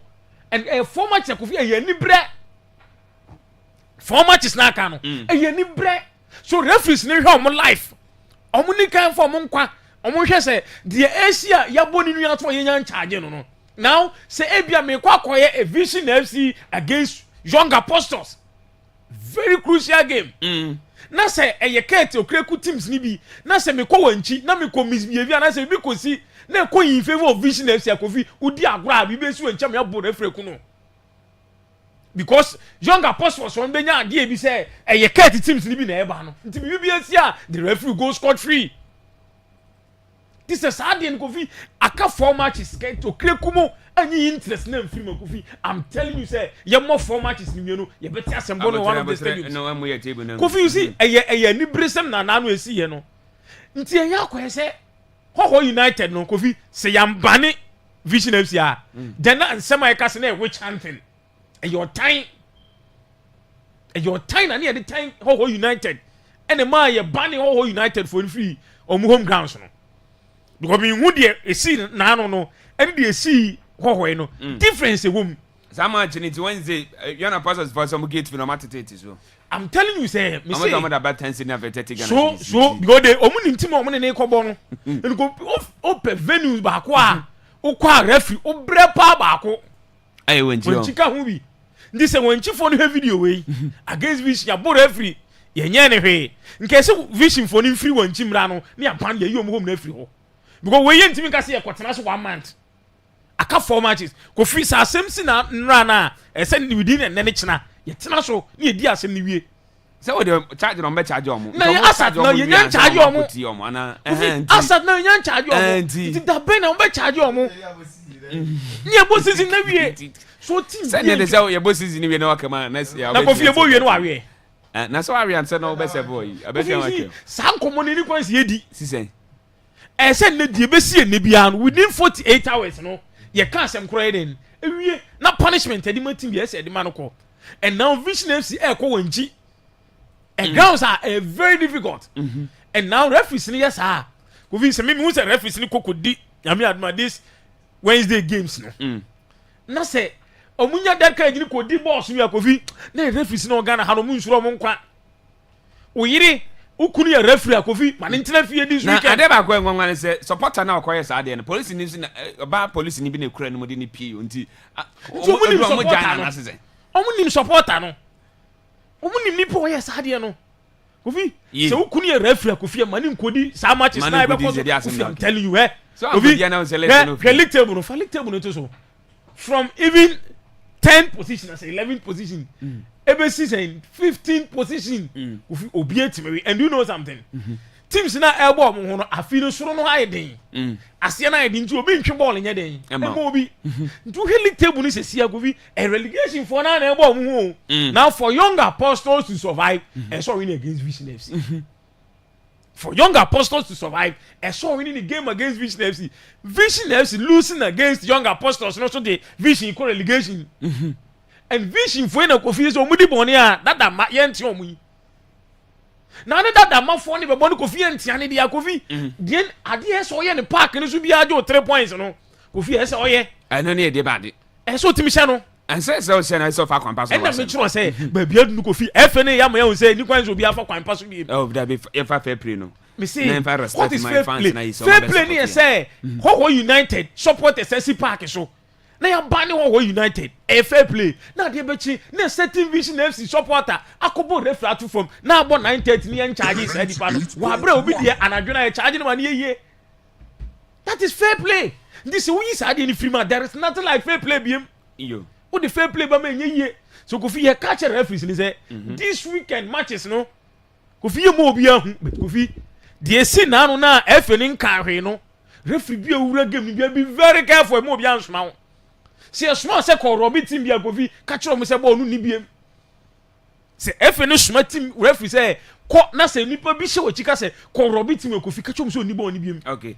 GFP no Ghana Premier League on the table number and to them am fama so Kofi me come na be say because you ba bi last minute say ma menje GFA Cup na menje league me boa to Kofi nyame adoma Wednesday me boa e Chelsea me de ma Kofi the referees na start here no minim referee ba be di Golden State Park match no Ida Daniel Ayi Julian Nunu Latif Adari Salom Yao bless Kofi yenim referee ba Yao bless first option that is it Daniel Ayi when they are next Yao bless third Adari omo me ensem back no be the ball Kofi and we are telling these 4 referees say they know their job omo nim so omo adwuma na fair play and Kofi breakum Chelsea against me the man. The only thing we need from every referee about the ball no fair play. But officiating game no. Kofi open the game na the obeshe nye den enhye because say asem kama no susu no Kofi nsi da sa se be share Chelsea okruma kotoko be share Chelsea okruma wa bra referee ko no police for kra nye den andi na chi because Kofi de ya tete na ama ya bu referee o park so a yen ka hwe ne de Kofi we are telling any official season say obabrekum ya appoint nyame aduma Wednesday you yem na bedi ball ne say referee a wako course a bedi ball no okay e mo obi an show obi achi me kan che ne say Kofi be since because nyame aduma Wednesday ball Kofi gate free o de o say if for na tete so me boa brekum Chelsea ball a gate free oba Golden State Park either black or red because ye nua no ye mo league ni nwie ya ye nsu ni nye den enwie ye and the only thing brekum Chelsea will do for Dominic Frimpong so to rest in peace ni say Ebeka league no so Kofi ye catch them supporters the nyame aduma ye game against me the man Kofi a gate free do odunfo bi si take it right then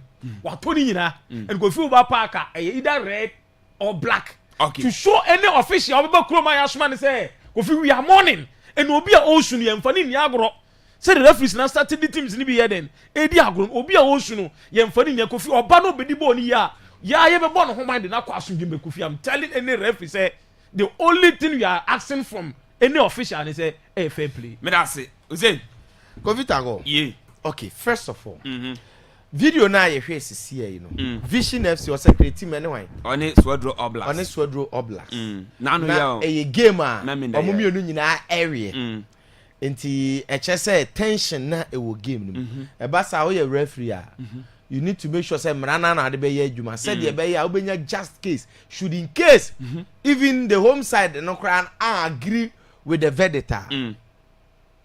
Now from the evidence of the video that we are watching there en twabe bi a obi ball no ehwe ho and he said the indications of one more park ni ade e kire say supporter na ball no me assure say referees no it is their duty match commissioner as well so omo nyina be throw in their respective reports say supporter na ball if indeed it is so. Now the truth is that say yes sir we are all expecting say definitely they will get a home ban but we know the Ghana Premier League and the technicality ideally say with the final matches to go no home ban ne bantem because adia ba ko a ye Ghana Premier League this FA ba mo de ye adwuma kesepa of all the charges yes temporary suspension of home grounds oh yeah ya no makoyi regulation no article 14 aba say when the safety and the guarantee of the home club away team na yabani home before say you be investigation so first of all enka charge ne beba no say yabo referee or ground so there I think automatically you can suspend you home no pending investigation minister Almatia when it is caught on tape and we know the Ghana Premier League we know the dynamics in fact treatment I Yedebema Dream FC need the same treatment and Yedebema 98.1 Akwaaba so one second ket no ntafo and the technicalities in this any argument and then be say how the say answer na ban neighbor so definitely there's going to be a charge absolutely there's going to be a charge but now the charge whether it's time and never na match no the general verdict of say bema vision home ban and I am home ban no I tell you from the experience in the Ghana Premier League any year we are said you are born no emba this season ebeba kra no mo last match cry away na for yes home na just next season and technically that is where we will head towards okay again these referees no be so mo dwo mo nkwa since when I was a Ghana referee join nkwa ho 5 million ti obesisi wa mo wabo no 300 cedis referee to my sisiu ama the opposite of the ye be obekasa fa ye no and these referees na yade obi ka 1 year na no referee no be twero na yade referees ka say okay kabo ma just omu tu bigu are they still not officiating and obi ntra anwene referee bia ho mo na yira mane na yire yawe na okọ why na mane nyina yawe nti anwene obi aho no mo akora no omo nwene omo ho what I say o dey an say game na wo kom no obe kom say de be ya kofi obe put you measures in place to make sure so obe win no game now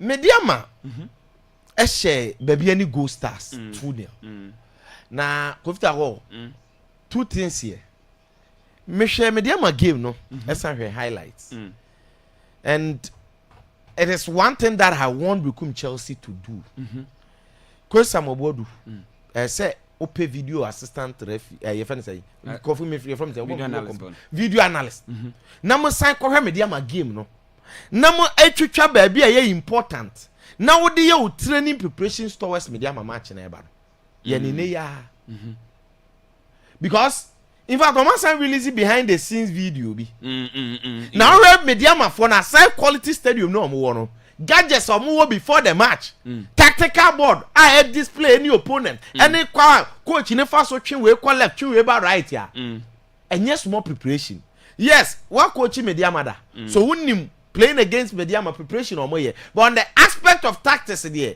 a relative because coach be an assistant so based on that say the Mediama be approaching game way Samobodu and then aside Mediama as a team be approaching in terms of preparation tactical prowess Ibrahim Tanko Deba you need to prepare against that because 2 things here should even officiating goes well say bibia fair this Mediama team if you don't put in extra work couldn't mean share that Kofi so officiating in poye fair na Mediama team we Chelsea and prepare here this Chelsea that we've seen on to mean share and the first of all we are going into a game one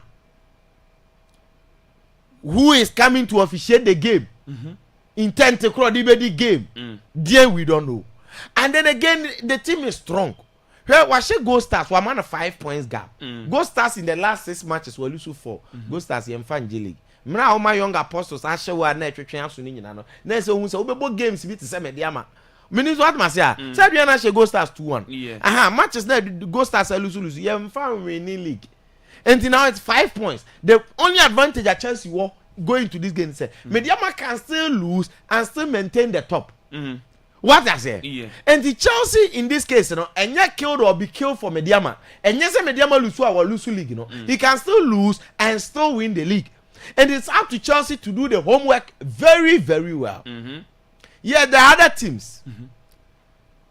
Adriana Diasa, Adriana fans want to say Casa Bibriba because on Martin 10 against 11, it's 1 hour to play. Momentum Rene.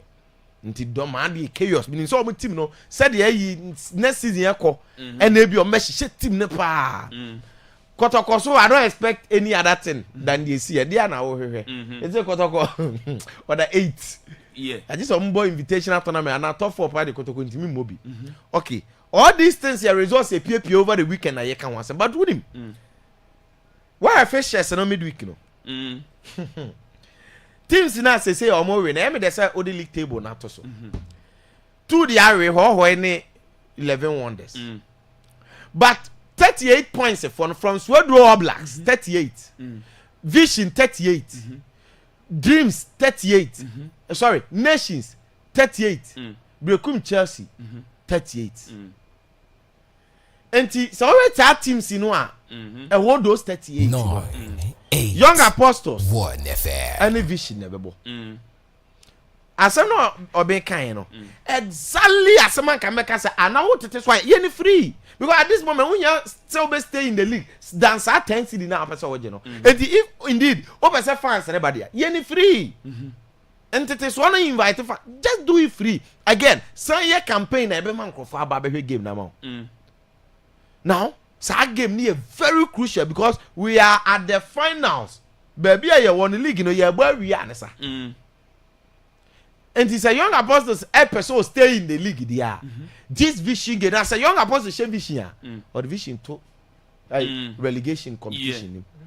Now enunti Vision in so so be a here because Ghana Premier League near him quite fast so Heart of Lions maybe against the Omoka League ma omo be share omo team so enen enuafo no omo na control system no but when a Vision and you think say e be falasa good so that is Young Apostles can be as wo fie there so we put in the necessary effort Nations one about Nations ball Lions now difficult game the Nations and so ne home fee from the relegation zone the other team All Blacks All Blacks ni home fee but All Blacks ni game no 11 wonders nti ene never ma All Blacks shine nti na All Blacks ni Vision no person can be aso what's no because we share 11 wonders so can one and can automatically no nya breeder on free mu but the home fee now Brekum Chelsea you see Chelsea next 2 home games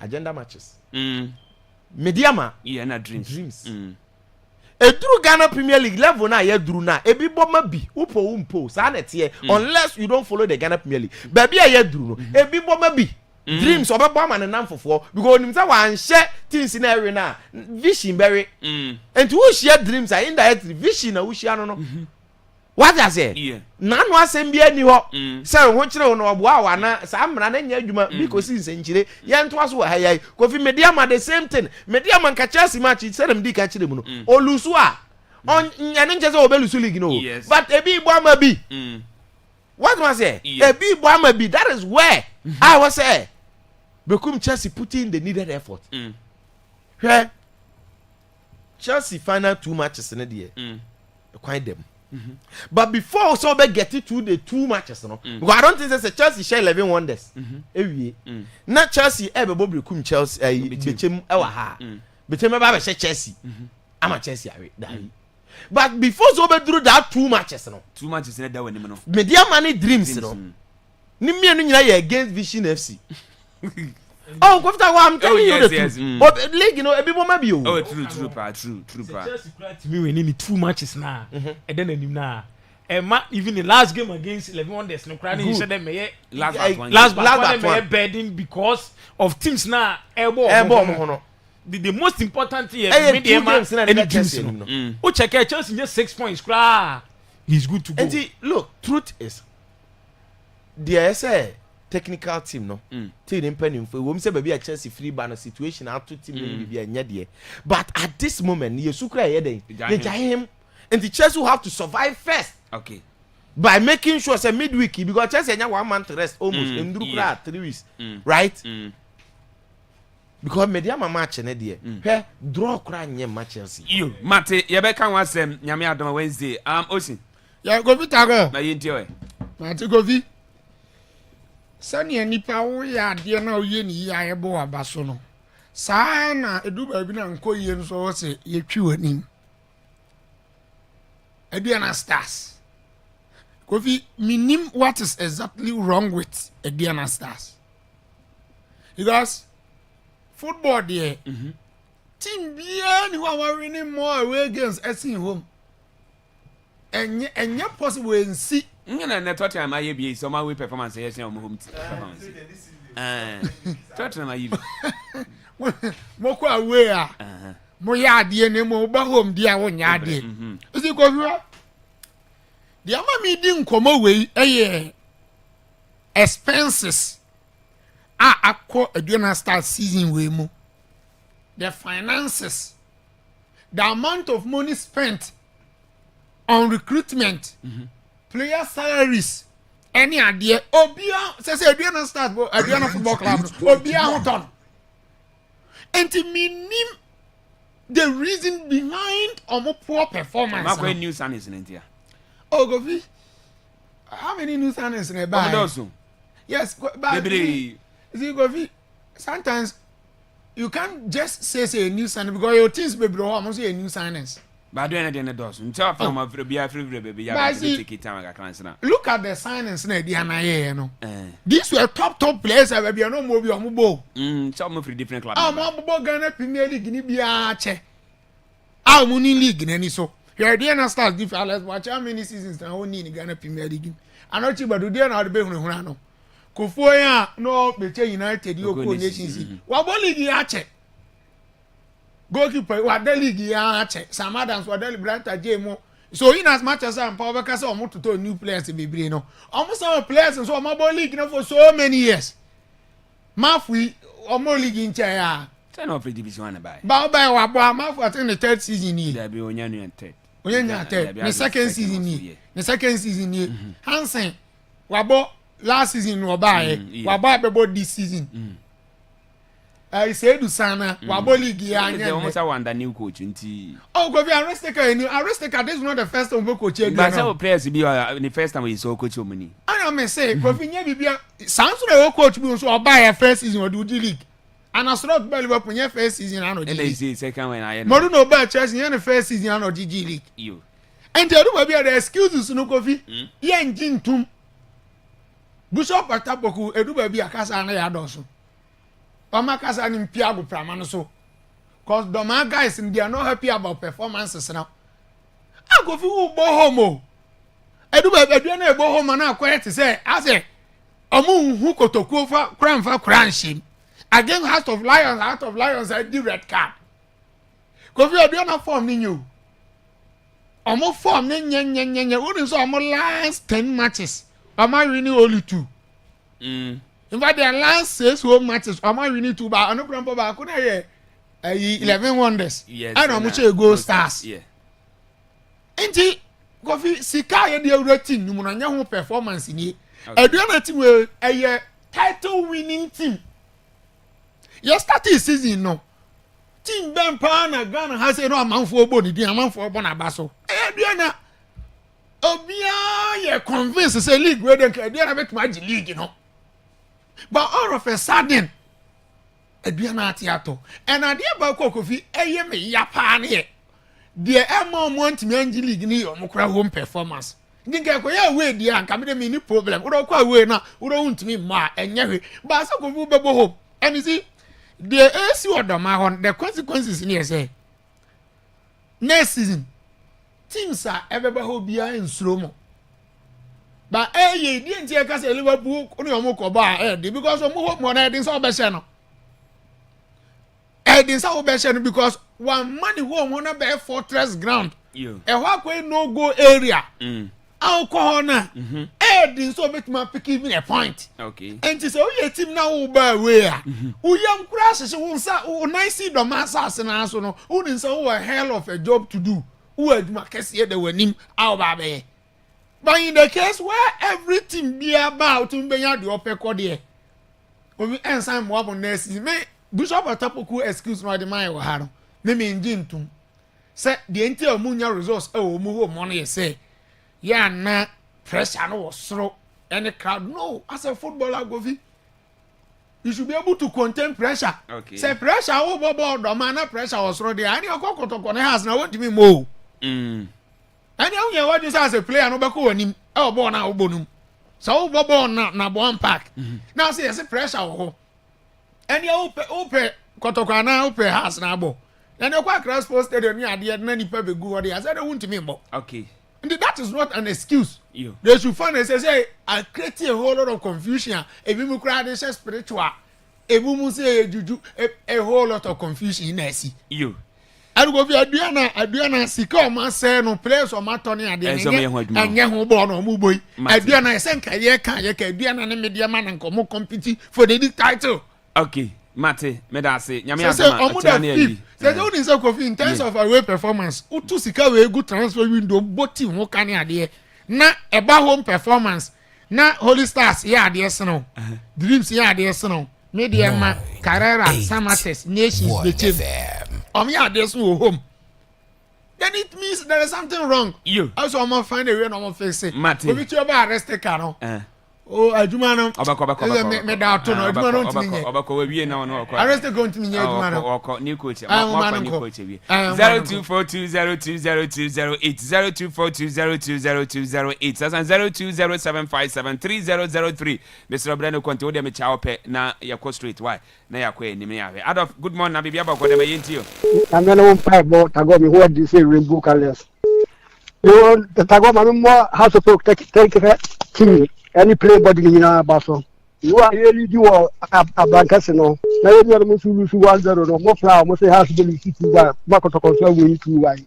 And I've just you. Did you mo boboro mo you much no. Yeah that's it. Emmanuel good morning. Ya ho yourself so ho ya ma yentio we. Yeah, tago. Hello. Emmanuel yetio. That's what I'm from here. Ya chewe wi enti enko street yanko. Okay, glass akọ de street mu tinti yanko ba no. Minia kotoko de gu kotoko ne ni starting league akotoko be corrigation. Kotoko bola gu spa no mu diskan kokoto ye. Anya safo nko na ye kotoko anti kotoko timu no otu from omo sa anya safo ni nyina mfiri ho a. Nya de timu be ko nimu dia agu kotoko. Good morning. Udin na be free. Blagovi la vista ni on. La vista yentio. Medasini ya kwenya kesi ya damami. Blagovi memo has abaso papa pasisi ni mo ekoyi ayeka ekoyi so say yebo man ke number 4. Blagovi na sese nyame aduma ukiera Chelsea be pesi ehun say yenu ya no mbe ye bana mo de be sen side hello ayade ise ya dada. Good morning. Morning Kofi Tago. Sempo yentio. Kofi na mention on the pain officer. Kofi kotoko bibi anwa jama ye. Hey. Yeah, about our matches, two matches, 8 goals. Hey, I feel here, and I feel here time. Okay. Yeah, that's it. Good morning. Hello. Hello. What do you know about free? Brother Francis, no matter the man here. Yentio. I don't want to go to my the club can say between Chelsea at school match we got paid the one more than somebody near my. Okay. Yeah, that's it. Good morning. Morning, Blackwood. Yes, sir. Why you yentio? I'm afraid it's one of this. Because the marriage is shown there. But here, which I'm not for this team.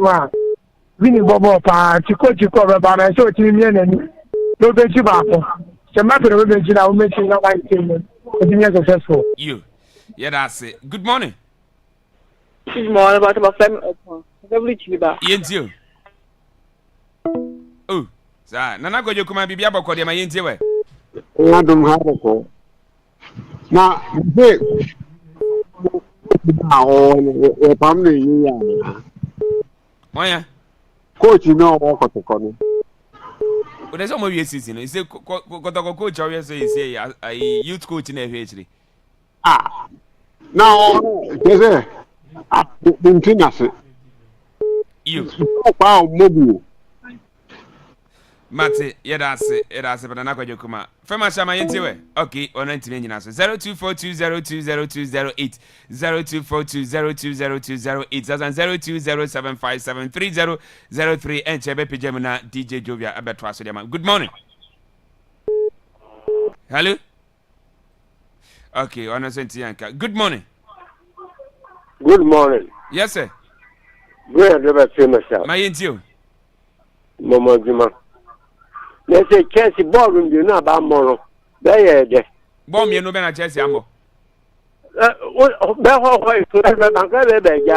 And I don't go any match, he said Chelsea Ambo. To us about Manchester can be almost so bad.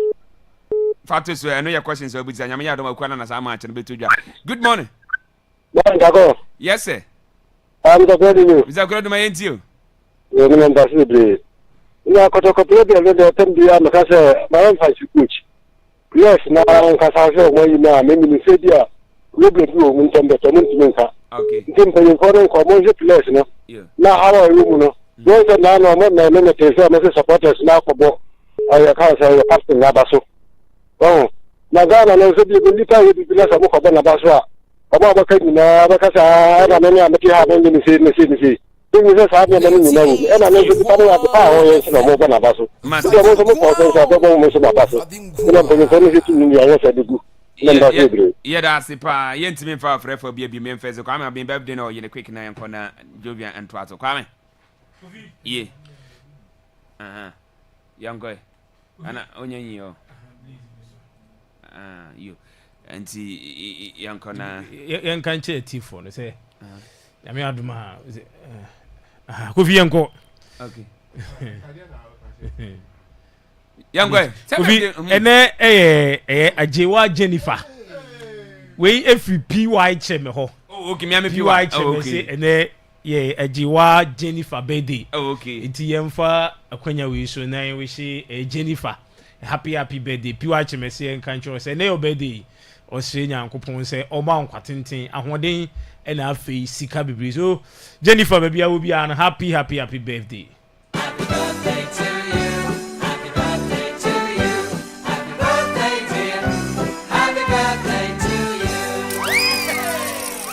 Okay, up next, DJ Jovia.